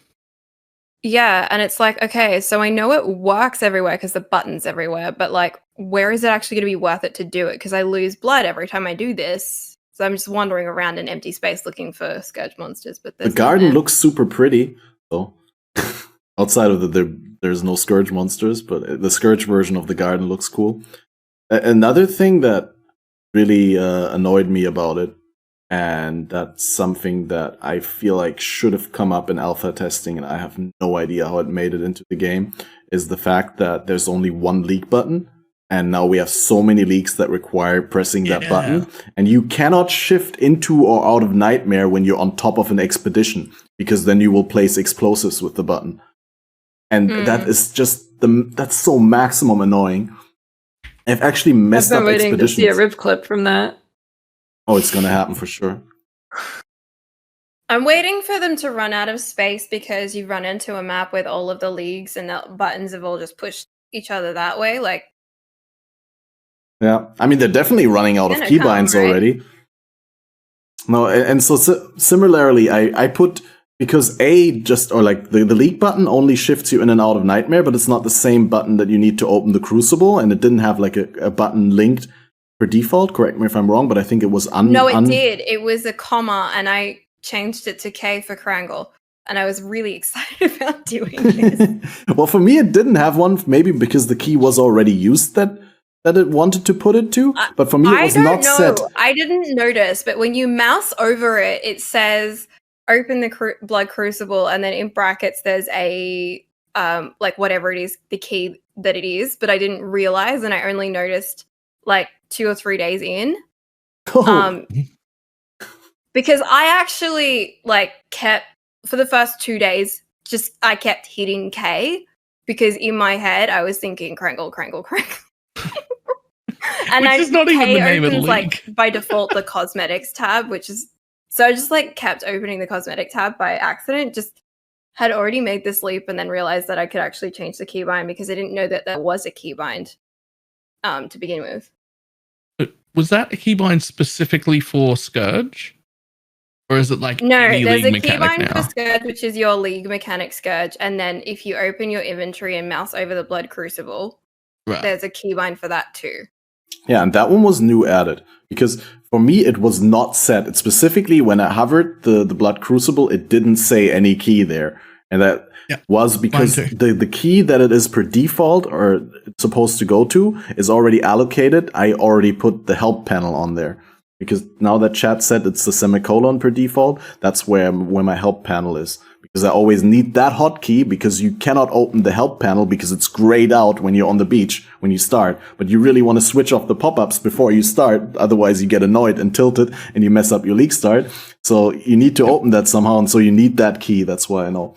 But like for me, I directly, when I noticed that, I set it to a keybind and I was like, because A is my league key, I was like, okay, then I do Shift A for the Blood Crucible. But now I can't use Shift A to remove explosives on expeditions because A is like the league key is put the expedition detonators down and Shift league key is remove detonators. And now I can't do that anymore because when I press that on top of an expedition, it just opens my Blood Crucible. And I have to use the button on the overlay on the graphical user interface. Plus, there's other keybinds like the Dynamite's keybinds and like in the Delve and all that. Yeah. So every league they introduce different inventory panels and they're all in different places like Heist and Harvest, and Harvest has its like crafting bench and Heist has its locker, and then there's the expedition locker as well. And then there's a couple of leagues that are in H, like next to challenges and achievements. You've got Prophecy and Bestiary. Very good point. That's where I expected it to be. That's where from the start of the league, I was like, why is it not there? I thought it was going to be there too. And I'm actually like starting to have some genuine confusion because each league has a very different approach to UI and also how it works with HUD. Like whether the league has a button on the button, like Tane has one and Ritual has one and this league has one, but then like Delirium doesn't have a button because it's a mirror, so you can't trigger it. But then there's like the fast forward button, but that's in that spot. And then, like, I don't know, that the logic seems to lack consistency. So every time a new thing is introduced, there's no like cohesive design to how this is all supposed to fit together. I know this is just a thing that's only really probably going to affect us and not everyone, but could they please stop putting buttons in different places? Especially down the bottom where my fucking camera goes. Spots. Right, but there's nowhere left for me to put my camera. Nowhere across that bottom row is safe, and you look dumb if you float in the middle of the air. They've removed the ability to show what's going on in game at all times. I can no longer do that. Because there's so many league mechanics now being introduced like within the map itself, your HUD is like pretty crowded. Yeah. Yeah, if you have like Metamorph and Ritual and whatever, Scourge. like Scourge you have in every map. Yeah, that's already. You've got 3 back to back. Yeah, before this league, whenever people complain about the game feeling overloaded with league mechanics, I didn't really feel it, but I'm starting to feel it this league, like a lot. I like how dense maps were feeling about 2 leagues ago, like Ritual League maybe, or 3 leagues ago. But now it's like I could genuinely forget if I finish the map because there's a few different things that I'm trying to do there. And then I'll like run out. I've got so much stuff I've got to go back to town to, put it in my stash and then forget that I didn't finish the map because I already did so much content that it felt like I finished. Yeah. I mean, that's my attention problem, obviously, but. Oh, but I have the exact same thing. Like whenever I'm in my hideout and the map is still open, I'm like, okay, wait, did I finish this map? I think I remember doing the boss, but did I full clear it? And then I always have to go back into the map and check. Another thing with that topic is just give us more customizability, because specifically with Blight, and Delirium, I've been really annoyed that there's just a button on the bottom that does the same thing as the hotkey, and I'll just randomly click that button and end my Delirium prematurely because I like to spam click all around the screen because I don't know. That's how I play. That's why I also use the huge pink cursor, because I lose the cursor because I'm very impulsive with my gameplay. So I'd really love it when there's a hotkey for something, then give us a disable the graphical user interface element option, because I don't think I need a button to end my Delirium on the screen. I can just end it with a key. There's no upside for me to have that. Yeah, unfortunately, they said they don't want to ever release UI customization. They seem pretty firm on they that. have UI customization. When they say that what they mean is like they don't want you to be able to move the health globe or the skill bar to the top left of the screen or something like that. But they do have UI customization, because you can customize your cursor, you can customize your buff bar. There are options that individualize the thing for you. I just disagree with them. Like, I think they should allow customized UIs, but I feel like if the game isn't recognizable without the UI on, you've already made a mistake. And I think this game that is a great counter argument to their typical argument that they want the game to have a recognizable look. But I think there's no good reason why we can't have the console version of the UI overlay instead of the PC version on PC. Like, why not make that a thing? But half the time when they showcase us videos, they have the entire UI turned off. No one's mistaking it for another game. That's a really good point. Their whole argument is mute in their own videos. Like, let me customize shit. I don't want to move the globes or any of that stuff. Like, I don't really care. I'm kind of used to looking at them down there, but in terms of like natural pattern recognition and how people's eyes move around the screen and how this game is designed, it's fucking stupid how stuff is laid out. Like, emphatically bad that you have to look into the top left to see what debuffs are applying to you, because if you do that, you're looking away from your character that's in danger and already dying from the debuffs that you're checking, that you're trying to figure out how to react to with flasks, because flasks are supposed to be reactive if you're not, immediately preventing them. Like, just follow that entire loop through to the end, and there's a flaw. There's flaws to that logic. You said something really good there that made me want to sidetrack real quick. The change to flasks is so amazing, like reactive and proactive. I'm feeling like such a god with literal, like, I think 12 to 14 seconds shock immunity on my instant life flask. So whenever I instant life flask because I take a large amount of damage and maybe I got shocked, I mean, not anymore, now I have reduced effect of shock, but like just pressing that and then 14 seconds of shock immunity, and that's only the tier 2 mod. What does the tier 1? Is that 14 to 16 seconds or what? 14 to 18? I have no idea. Good is the answer. Good. What do you say, good? She said 18, was it? 18, yeah. Yeah. Pretty sure. That is cool. It's crazy. Like, and I really like that on the life flasks. I also like having my permanent during flask time immunity back on the utility flasks. But I also like Last League. Like, I honestly genuinely like the direction that we're moving into. And I feel it's sort of a shame that they walked back on that by like 120%. Not saying I'm not happy with how it is now. And I'm happier with it than I was with Last League, but it's not even vaguely reminiscent of what they were trying to do with Last League. It's just back to the old system for the most part. And way stronger. But that was yeah, please. I think this is more just kind of separate but similar.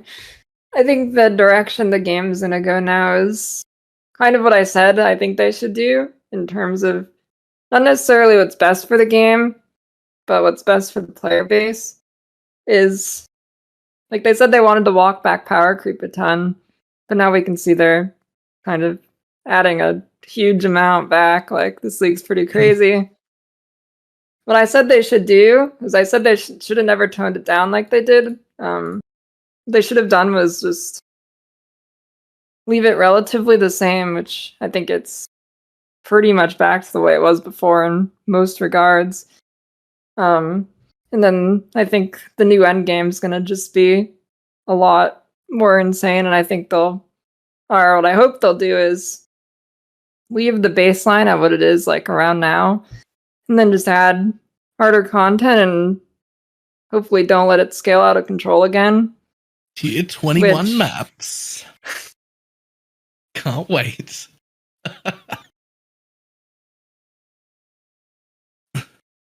That is probably the way they'll go, though. It makes more sense, and it'll piss off less people and have the exact same result, right? Yeah. Have you guys done any of the Uber Endgame stuff yet? No. Not a single bit. Spoiler. All my builds have been trash. You haven't even told us about your builds. I just want to quickly say, like, I've had people in chat tell me that Blight Ravaged maps are insane, and apparently you can self-sustain them. Like, Blight Ravaged maps don't only drop from Blighted maps, but they also drop from Blight Ravaged maps. So you could just Blight Ravaged map into Blight Ravaged map. Apparently. You can chain. I'm not sure that's to do with Heist and Delve. Sure that's a good decision, but sounds like a great alternative endgame. Some people. The ones that do enjoy that sort of stuff. Do you want to get in any specific one of them? Anybody? Like, is there one we're aiming for? I'm okay with not hitting them this league. If I can, I will try them, but I don't think there's something that's going to be removed from the game, so I'm in no rush to get there. Like, I cannot see a reason why they would be removed. No, I think is there a downside now, right? to them? I think they're core now. Like, they're not part of the league. Yeah, they're definitely not part of the league. I think it'd be weird if they remove them. Huh? Sorry? I just think it'd be weird if they removed them. Exactly. So I'm just like, yeah, all right. The top level players are going to really enjoy them this league, and I'll get there when I get there. Hearing that you might be able to maintain Uber Blights sounds wrong, though. Because, like, it tracked in my head as one of those, like, very nice circle of life things where, like, if you were good enough to map and collect blighted maps, but you didn't want to do them or you weren't good enough for them, you could sell those. And then there would be people who would do blighted maps because they like that and they can do that content, but weren't powerful enough to do the Uber ones. And then the Uber ones would be run by people even more powerful, and then those would drop lots of loot that they would sell to the mapping guys, and then it just ends up being like a circle. But if you can just self-sustain them, it kind of ruins that. Well, I have no idea how reliable it is. Maybe the people who told me about it were just lucky with getting them back, and maybe there's actually just maybe you'll run out of them eventually, mathematically speaking, because they just don't drop often enough. You don't drop one per map, but half one per map, so eventually you'll run out. But what I heard, that's pretty nuts. They have pretty good rewards. Overall, from just blights being like blights in regular occurrences, like a blight encounter, has been dropping lots of blight maps for me, and it's like the most I think that we've experienced, which is it's really cool to have leagues dropping their own content again, like that being the source, like Delve being a good source of fossils and resins, things like that. I'm excited about that. Yeah, I wonder whether that's. So much more. I wonder whether you and I have just been lucky, or whether other people can echo that as well. But like, I also got a lot more blighted maps than I got from my blights in maps. Maybe they wanted that to be the case, so that you don't feel like forced into picking the blight passives. The tree, you were looking to run blighted maps or drop. That definitely feels great. Yeah, I have a ton of blighted maps. I've definitely sold my a map ton tab of called blighted Sexy Maps, which has all my blighted maps in it. Do you not have a blight tab? Nah, I don't want one.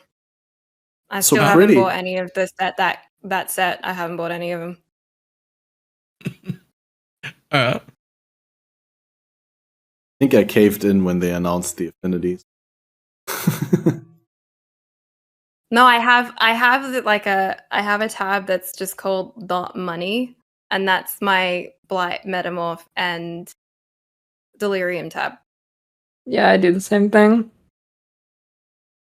Because I still do not like the decision there at all. So you mentioned that like the idea of getting content from the content, right? Like getting but the sad part is I was also really excited for that, but it's not they missed it entirely. You get 1 billion more fossils from running crangled maps. You'll get 1 billion more delirium splinters from running crangled maps. That is the league mechanic of the current league, though. That's always been like that. And then that topic came up in podcasts before, we always said that we're fine with the current league mechanic giving you everything because they want you to engage with the current league mechanic over anything else, right? I mean, I agree totally with the sentiment that you're expressing that specific content should get... Wasn't it Legion? Legion was the one that set the trend for making league mechanics reward any league mechanic content, any league content. And prior to that, it used to be the league gave you the league stuff and nothing else. And they've not really departed from that since. And it's sort of hard to like picture them doing differently, even though it would be cool to. I can't even. Now that I'm saying it, I can't picture the player base accepting it. I think it's fine as long as, like Valor said, as long as like Delve is the best way to get fossils. You can still get a handful of fossils here and there from other places, but it's just like if you're after fossils, you shouldn't feel like there is a better, more efficient way to generating them than to engage with Delve content. Yeah, but there is. You can get 200 simulacrum splinters out of one crangled map, super easy. That's crazy. Yeah. Like I walked into just a basic tier 2 that I just crangled for fun and got like 160 Is that after the buff of them. or before? After. So actually, like before, like I'm not over exaggerating. Before the buff, this was the most rewarding league mechanic we have ever had, ever. People just didn't know how to use it yet. Everyone was just focusing on the Grimro's video. If they just not buffed it and just waited for Grimm's video and maybe done the like, here you can crangle maps faster thing, like that was definitely good. But that would have been it. And you just wait for Grimm to put out the video to say, look at how disgusting this is. Look, I've run the numbers, I've done all the tests for you. Look at how much stuff you get. It already looked like it might be the very most rewarding league ever. And then they like multiplied it by 4. And now I'm like, there's no point in doing anything else.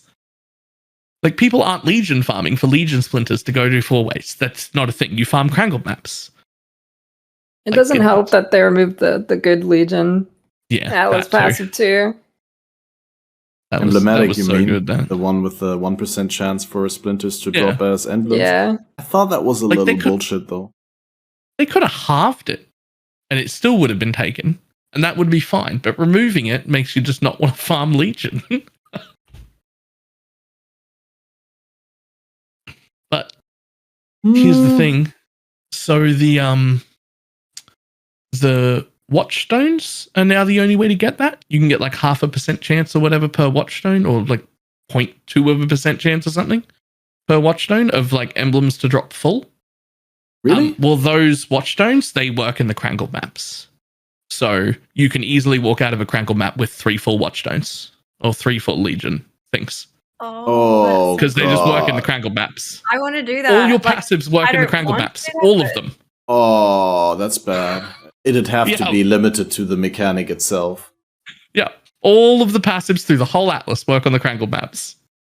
All the watchstones work on the crangled maps. Yeah, but like with some things it works, and with others, I mean, obviously, like something like beasts are more likely to be of a rare kind, like that doesn't affect crangled maps at all because you don't drop beasts. But But yeah, they should definitely, yeah. I think there's a really good point in chat that I'd like to riff off if that's okay. Karina Stan said maps isn't what they sold the league as, though. That's why it felt unrewarding. The big advertising crangling was bad. So the thing that was part of, you know, the announcement and like the identity of Scourge was the uniques, or like the items, the types of items we could get, right? And in general, it's been good, but sort of underwhelming is what I've seen the sentiment be. We were talking about it before, and you guys were more interested in stuff that didn't necessarily work and was kind of funny for the novelty.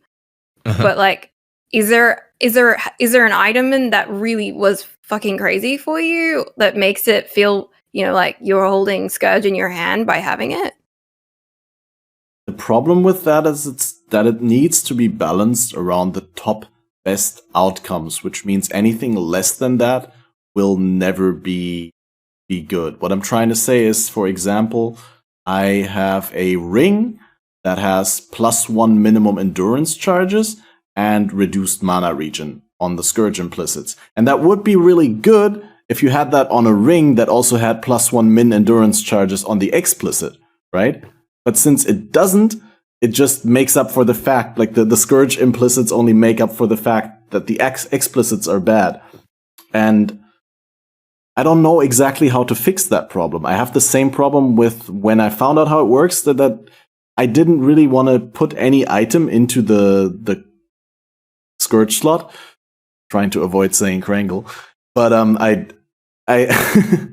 I didn't really want to put anything in because it gains the corrupted tag, and then you can't double corrupt it in the temple afterwards. So technically, if you want to make a really good item, you first need to apply all the stuff, then you need to go hit a good double corrupt, and then you can hit a good Krangle, because you couldn't hit the good Krangle first and then go and double corrupt it. It just takes away the chance for you to get good corrupt implicits. Now what you can do is take white bases that you want to be uniques and just double corrupt them with zero investment at all. Don't quality them, don't socket them, don't link them, don't do anything. And you can just hunt down your like +4 double corruption. And then you can try and chance it into a unique. And then you can socket it and link it and Krangle it all afterwards. So that's one order of operations that works relatively well. I just thought I'd throw that out. Have you had any crazy items? Had any? No, they're all trash. And I've been whooping like 6 really good combinations that I really wanted, and not one has showed up on anything. Like, for instance, I wanted an occultist vestment, any occultist vestment, even one I could chance, that had pain attunement on it, because it can. And so I've been looking the whole that whoop hasn't gone off once. There hasn't been one. In all of softcore trade, they don't exist. But it's an option, and it could exist. It is what we were sold on, was these disgusting great items. And like, I was excited to have like a Shabs tree, a low life Shabs tree that went nowhere near pain attunement. I was going to go all the way down like the left-hand side of the tree. I was going to scale fire and fire damage stuff over there and out in one cluster, and not have to travel over to pain attunement. And that was going to be really cool. And it just doesn't exist. Even if I had unlimited money, I couldn't buy it, which I don't. I'm broke because my builds were shit, but that's not important. But they don't exist. So, I think something we might see as the league goes on is if they I don't know if they'll do it, but like, people want them to buff the Scourge modifiers, right? Because like, most of the time you get something bad, but I think the point of the league is that like, you're making a ton of copies of items relatively easily. Like, you can 6-link things super easily, Krangle 3 at a time, and do this over a course of a few days. You're bound to get something okay, at the very least. But since it's only a week in, I think it seems really bad. But I think if it was made like significantly better, that might be an issue for like long term, and you'll just end up with like a pile of really, really insane stuff that we'll The just same as the harvest argument. yeah, sort of. I don't think it's as bad as that because that No, just, the like, outcome is similar though, I think. yeah. Because I was just thinking in regards to the comment that I was picking at in chat, they've already gone and buffed the map side of it, which has kind of overshadowed the crangling of the items, right? Yeah. Like the rewards of the maps are now the thing. And maybe one of my questions would be like Pee-wee and Chris' conversation about like what's important to this game is always around like items and the items having like a really unique experience. And this league looks like it was specifically designed so that you would have crazy unique experiences of items. But what we keep reverting back to is less to do with that and more to do with the content that we're interacting with and what rewards it gives. I don't know. Should it be about the items or should it be about the content? Well, the way that it was marketed, it definitely seemed like the scourged items were the main reward of the league. That those were the carrot dangling on the line in front of you, basically. And like very, very quickly, like we pointed out, it turned out that scourged maps are the real star of the league in terms of rewards. But the large majority of the player base didn't even have a chance to catch on to that before they buffed the shit out of them. Because people were feeling bad about the other rewards, which were marketed as the main sort of thing of the league. And not so, but the scourged maps are really where the juice was already. They didn't have to buff them that much. I feel like they should never focus the presentation, like how they say the league's supposed to be. I don't think they should ever present leagues as like making crazy items is the main thing, because the majority of the player base doesn't ever craft or anything. So I think they should usually focus on the actual mechanic itself. Like they should have focused on the maps, and the side piece could have been the crafting. And I don't really know how you even balance that, because the way the game's set up, it's really hard to make it so like the quote-unquote average player can actually make something good in a reasonable amount of time without completely like just flooding the market with super insane gear for super cheap, and then everything's just ridiculous. Like with Harvest, where I don't think there's a way to balance that in the way the game's set up. Yeah, I don't think there's really any solution. Ruins the baseline expectation for everyone. If like everyone has insane items, then those items are not insane. They're the new standard, and then it's really, really hard to move back from that. Like influence bases when they were introduced to the game to make rare bases good again, but rare bases still shit compared to influence bases. So on.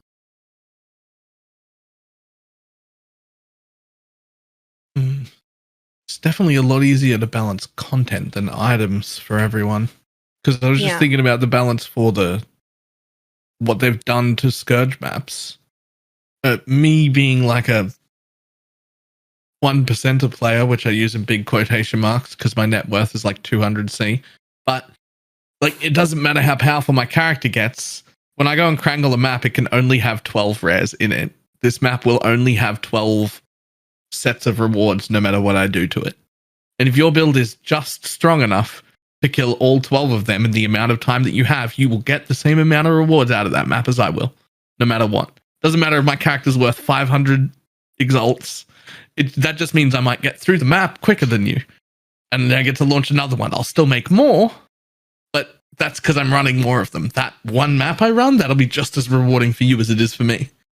And so they've kind of nailed that, at least.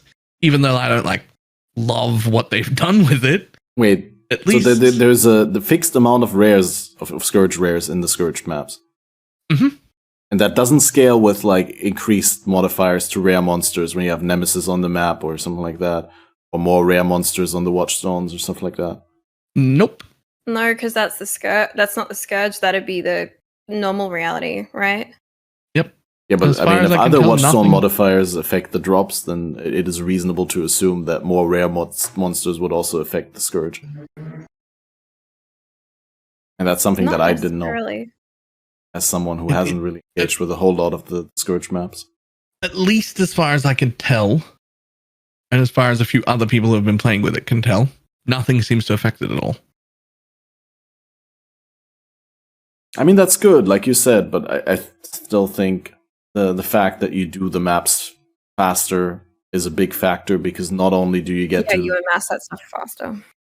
yeah, you actually you not only farm that one map that's scourged faster and get your rewards faster, even though they're the same rewards, but you also wrangle more maps more faster and generate more maps with the same amount of rewards. Average player. Little bit of a side topic, but one that we wanted to touch on regardless. You think the Blood Crucible passive tree is well thought out design? Do you think that the league needed that, and do you think it's in a good place that the way it is now that we all completed it fully, more or less? And you think it's impactful enough, or too impactful? I find myself not even using the Krangler, and I know I should. I only use it for the maps. At the very least, pop some 6 sockets 4 links in there so that they have a chance to 6 link, so you get more divine orbs. Divines are like 6C. In the time it takes me to do that, I'm gonna lose money. What? The time that it takes you to put an item in there? Well, then I got to turn 6 sockets back on again to start with. Then I got to figure out which one's a 5 link with my eyes. Like, that's so much time. I'm real slow, man. If I have to think and make decisions during gameplay, I am very much slowed down. That's the main reason my filters are that strict. I don't have the ability to see something and not pick it up. Like, that's not. It has to go off, or it's worth picking up. Those are the only options. See, my filter is so non-strict that I don't have the luxury of picking up everything. I know what you mean. But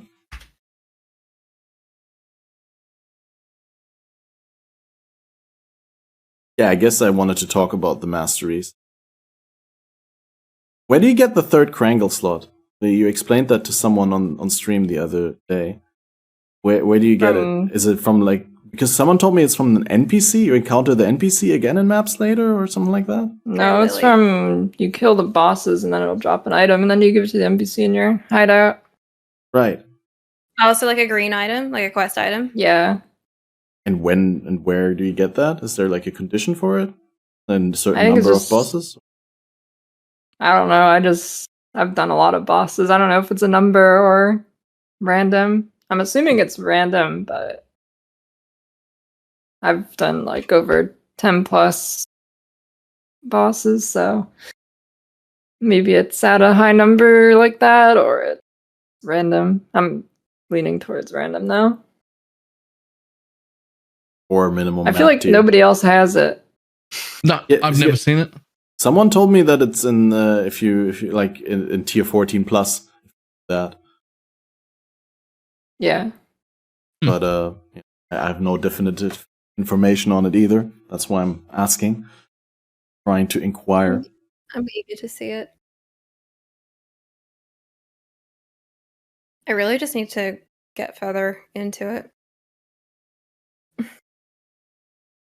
Yeah, I have like I think 2 passes that I still need to max out that affect whether you upgrades a random modifier and like a chance to get an additional beneficial modifier on Krangling. Could be very good. Like I said, I think at the top end the Scourge modifier system is really good. Get a good outcome, it's godlike. But there's like very, very few things in the mid tier that feel good. I don't think I've gotten anything to tier 3 yet, so I probably just need to Krangle stuff more. I'm giving it. Krangle is now. Yep. It's part of my brain. I think that the very first Krangle could just not have a downside, and that would be okay. Because none of the really good rewards are on the tier 1 anyway. Mm. And that would be for like the lower level play. That's no risk, right? You go, oh, I just finally got my 6th link. Let's Krangle it and see if I get something cool. You'll probably get something not related to your build that doesn't matter.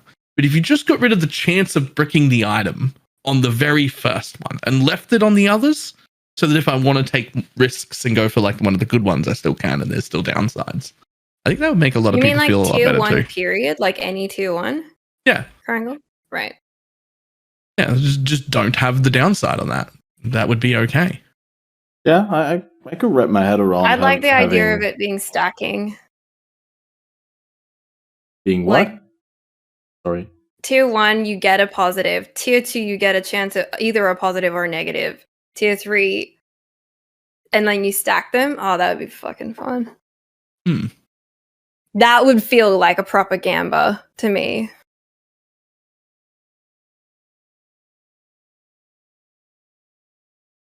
Yeah. I like that idea, but I think it might be too strong. I think that the fact that they are making, or that they're able to make the top end outcomes so good, is that every modifier that's good comes with a modifier that's supposed to be bad. Like, that's we're not supposed to say they're good and bad, apparently. detrimental and beneficial, or whatever. Yes. But that's the same. Like, you could also interpret that. Like, for me, deal no physical damage is not detrimental. It's not a detriment to my build. It's like, yeah, I know what it is a bad mod. Yeah, that's what I'm saying. Yeah. But it's not bad for me. But it's in the bad mod pool. No, I think that's definitely designed like that make them, the really good ones, really good, because they come with potentially a really bad downside that may go as far as bricking your item that has a really good upside. But, well, I mean, now it doesn't brick it anymore, at least not for every build, because you can't get a downside that counteracts the upside anymore. Which means that a lot of the meme items that we've farmed and kept and stuff like that are going to be legacy and more sought after. They're going to be collector's items. They're going to be rich guys in a couple of years. I just said that. I'm sad about it, so. I think it was just happening with far too much frequency. The, like, doubling up of your additive and... Yeah.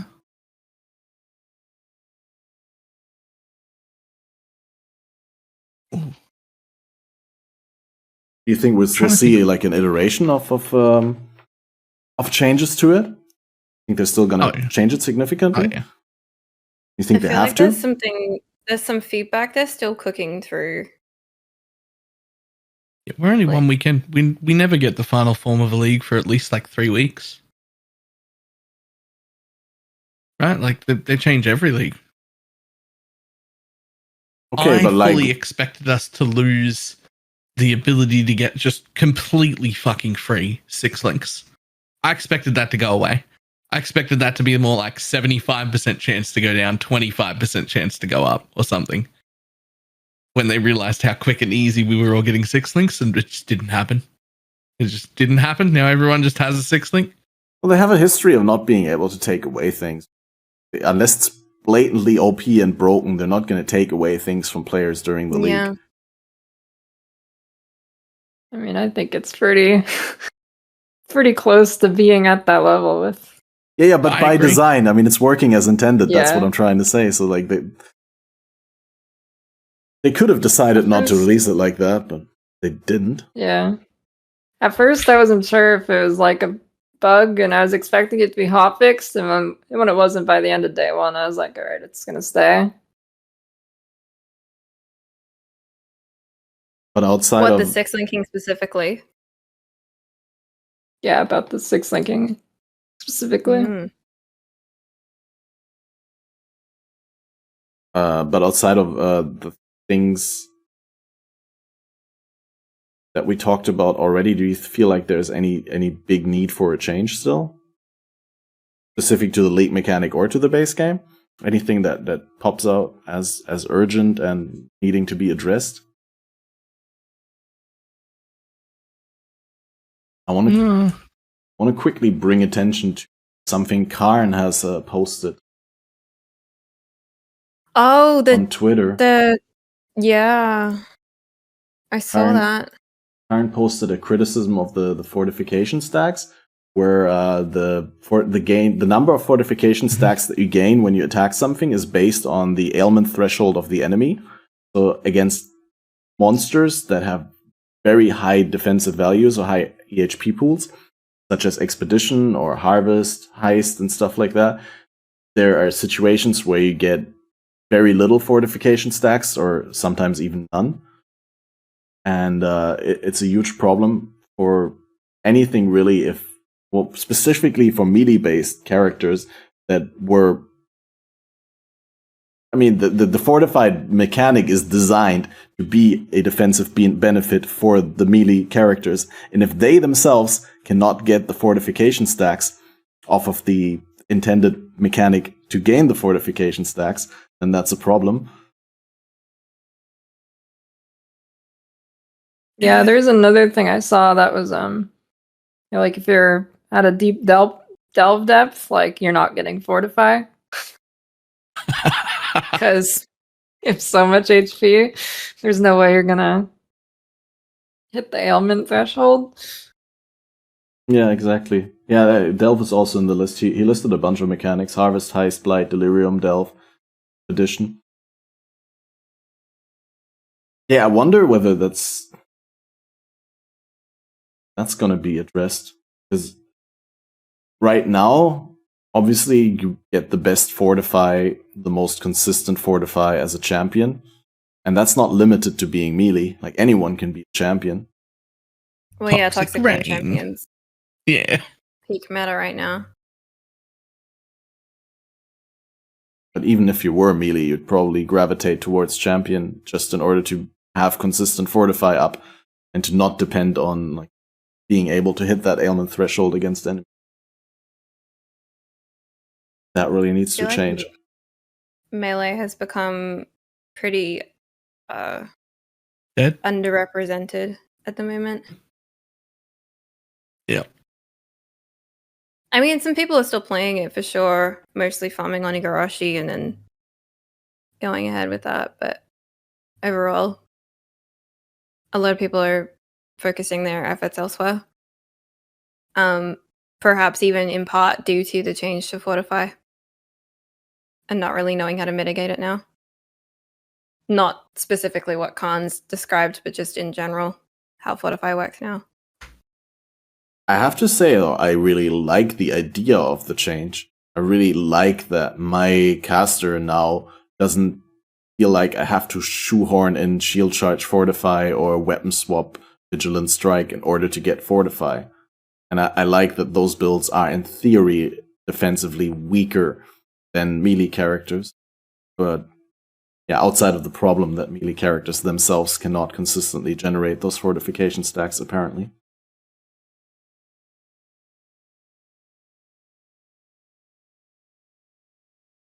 All right. I think we touched upon all the points regarding to Scourge, and it would seem like any further conversation about it would just be milking it and running around the same points that were already mentioned. But if you want to still talk about something, we could still talk for a couple of minutes. But if you don't, we could also round things off here. Depending on how everyone's doing, I do have something that I could bring up. It's not Scourge, it's part of the topic list. I think it's interesting that the change to the Atlas has sparked like discussion about what Atlas strategies are the best now. Because the leapfrog strategy has been so popular for like quite a while. And Khan recently, not Khan, Carve, sorry, similar names, and we just talked about him, put out a video and said, like, listen, the leapfrog strategy is inferior now. This is king. So I just wondered if you guys had like particular experience through your atlas? Like, did you use leapfrog strategy or anything to complete your atlas, or how was your experience now that we only have 4 regions? I don't Maybe even Lily remember can how go I did it. first. I don't remember at all. I don't know. I didn't think. I just did You it. just leapfrogged. Yeah.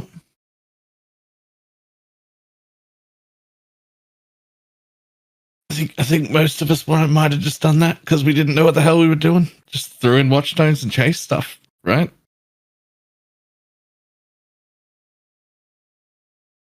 Okay. Yeah, no, I think there is a way, like, I've watched a little bit of the one video Carve put out. I don't know whether that was the one, but I really like the idea of socketing different amounts of watchstones in different zones to facilitate that you get exactly the map drops that you want to prepare yourself for the next tier of progression. That is really cool. I think that was not what the leapfrog strat did. But I think the leapfrog strat was like just try to complete this like one region at a yeah, time. you do everything on one region and then move on to the next one. Yeah.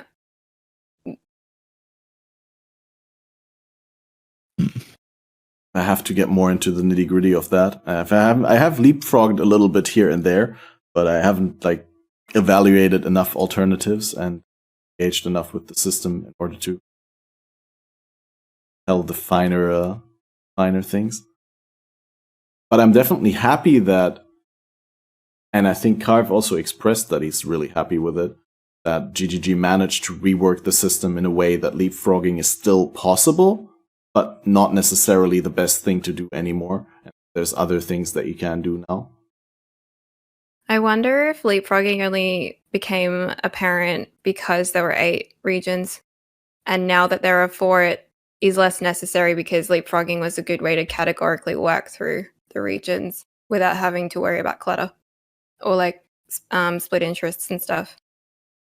Yeah, I Like, it mean, was a side you effect of definitely have a the higher chance of when a map drops that it is from the zone that you want. Your zones.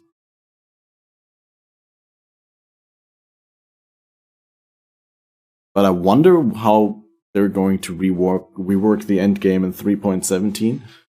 Because, I mean, as far as we know, like the entire Conquerors and Cirrus and the Watchstone system may completely go away, right? It's going to be a rework. Presumably. Same size of 3.9. I hope they do. Would you be happy with the Conquerors and Cirrus be only available as Zana missions, or like similar how Elder and Shaper, Guardians, and Yep. stuff is right now? Yeah, Cirrus is trash. I don't want to fight it ever again. I like the music. I actually it's got really like really the good Cirrus music. fight. Yeah. This music is great. But, Also the voice. I feel like Non-existence. because there were so many more of them. I guess that's not true actually, because like each of them had like, it's always you got your one mega boss and then you have 4 dudes to protect him. Like Shaper had that, Elder had that, Cirrus has that. The only one who doesn't is Maven.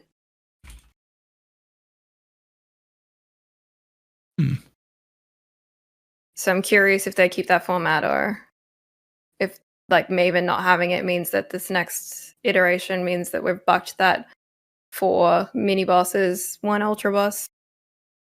I'm trend. somehow assuming that the next boss will be Maven related. Like, because it was the Elder Taurus and Elder Yeah. coming and then Maven coming, so we're expecting more visitors from there. that's what I'm thinking.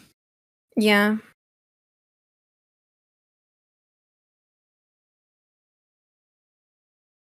Yeah, I'm excited about 317.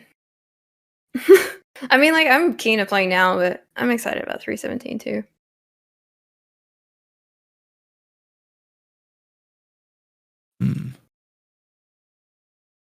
All right. Well, outside of excitement for 317, which is still a while away, what are you excited for in the immediate future? What are you going to do in your next week of gameplay? What Balor, tell us what builds you've been playing and what you're playing next, because your builds suck. Started Toxic Rain, which look isn't bad. It's just really, really boring. It's so boring that I went against every single bit of my own advice, and I didn't even get center passives or finish my Atlas or finish my Maven or anything. I just re-rolled on day 3. And then I've been trying to make a Stormbrand Inquisitor hybrid low-life Petrified Blood build work, but it just needs to be like level 115 to be a good build. I can't seem to get there. So Funny that. now I've made no money, and is that something you can compensate with currency investment? Like if you pour an ungodly amount of currency into the build, do you manage to make it good at level 100? No.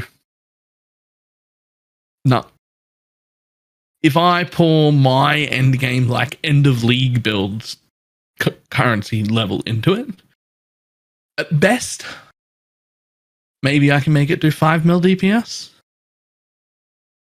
But we're talking about budgets that normally make builds that do 75 to 100 mil, not 5. Like, that's the comparison. And that's on that stupid high level budget. There's no way for me to get it good. But I can find on like a reasonable level, at least that I can find yet. I'm trying, because it's one of my favorite archetypes to run, and I really, really, really want it to work. Somebody keep trying. But yeah, it's rough. Yeah, I can see that. But I'm curious to see what you come up with for the next one.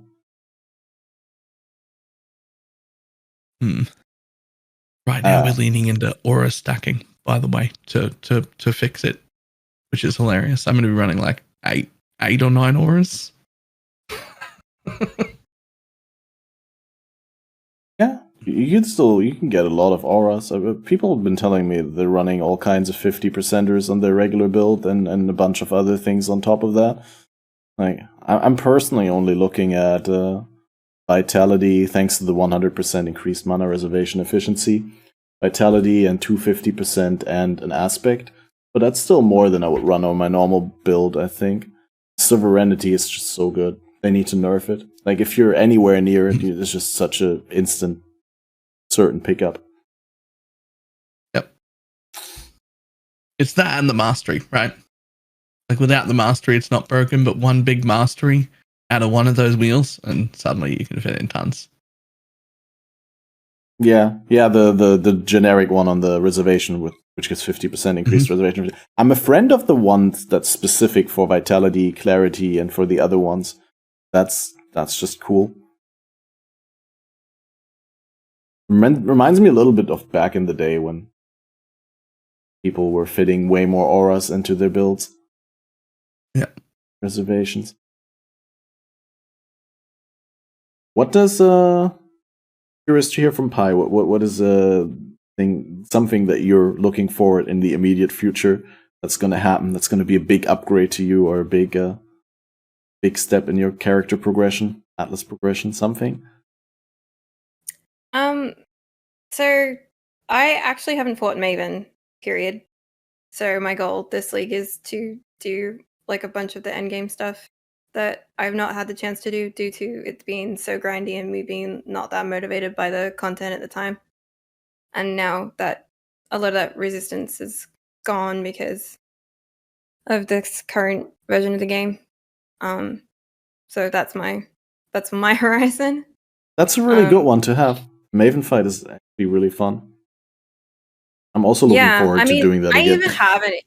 Like, I have a writ in standard that I've had since the first league that she was introduced, but I just never ran it because I kind of wanted to get myself to that point, and somebody else had just like given it to me and said, "Hey, do you want to try it?" And I was like, "I'll take it." And then it just went to standard.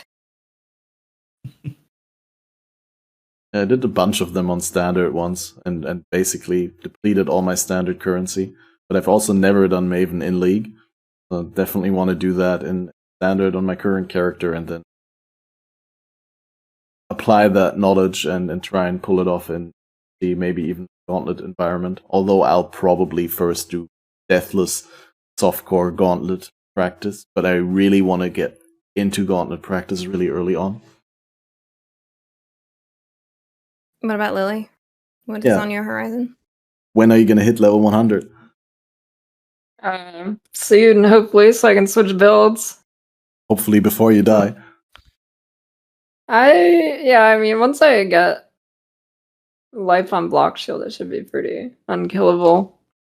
But hopefully I hit 100 and I roll. I want to play Poison Concoction Occultist, and then I'll probably swap my VD DD Slinger back to self-cast DD, and I think it's probably the best hardcore build for the new Uber content, because since it all is like 200% more life, like as a thing on the maps, or the Breachstone, whatever it is, DD basically like just completely negates it because you scale off of monster life. So it should pretty much destroy those. So that'll be my Uber content character, and then I'll have the concoction character as a mapper. And then I'll probably swap the trade league after I hit 100 too. Sounds good. The Poison Concoction build looks so good. Yeah, I almost league started it, but I decided not to because I felt like I would have died. Which it's actually tankier than I thought it would be. Like, people aren't dying on it. Well, some people are, but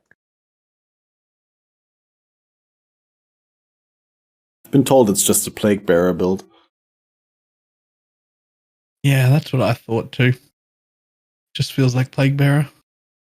Which yeah, is not a bad thing. Plague Bearer feels amazing, especially on Occultist. True. But yeah, I already hinted a little bit at what I want to do, but I'm really happy about, even though it does no damage, especially in Balor's eyes, I'm really happy about my Armageddon brand Ignite Elementalist, and I did the Deathless A8 Cirrus with around 300k DPS only, a little bit more, because half the time you have Convergence up, and I don't include Convergence in my calculations. Not up all the time, but technically, Convergence is 30% more damage half of the time, so you could say it's 15% more damage. And especially because it activates the moment you hit a unique, it's actually the downtime kind of aligns with when you're not hitting, and when you start hitting again, then it's up again. So yeah, I calculated that with like some more, some less reasonable upgrades, I could still reach 800k DPS, so I could more than double my damage. And that's going to be my goal, and I'm going to utilize all the Trade League shenanigans. So currently I'm going to, I got a tab full of Stones of Lazwar collecting, and I'm going to mass corrupt for one curse. Which, yeah. It's not going to be the best in slot. Best in slot amulet is probably going to be like a rare with spell block, but you can only get 7, and Stone of Lazwar has 15, so you'd have to get 8% spell block elsewhere in order to still be block capped. So you'd be looking at like sacrificing 2 jewel slots for replica restless defense. Reckless defense, not restless. Which would be, yeah, first of all, overkill, because I don't need the attack block that they provide, and they don't have life, so I'd much rather have like one of those juicy double dot multi-jewels in there. I've been really enjoying those. And yeah, I'll see how it goes, but I still think I'll get a solid week or 2 of fun out of progressing that character. But yeah, we already went quite a bit over time. I don't want to drop time out of your day. I don't want things to go flaccid. We always want to end on a high note where, people are still looking for more, both the broadcasters and the audience. And so, unless someone wants to have the last word, I'm gonna make my round of commentary here. Basically, say something now, or don't, or shut up forever. No. It's a good. We can talk afterwards. I want to thank you for coming onto the podcast. It was great talking to you about all these insightful topics. And also want to thank Chad for being the usual chat with great inputs and a nice sport. If you've missed the beginning of the podcast, you can always listen to it. It will be uploaded in full on the YouTube and on pretty much every podcast platform that has some semblance of relevance. And there's also going to be another podcast coming up. The next Faded Connections episode number 67 will be on Saturday, the 13th of November, 8 a.m. GMT. So a couple of hours earlier than this one, although it will not be in daylight savings anymore. So for me, it will be only, it will be different. Anyway, it's going to be with Sir Gog and Tenki. And look forward to that. And with that said, I think that will be enough for this episode. Thanks again, everyone, and have a wonderful time in your second week of the league. Bye-bye.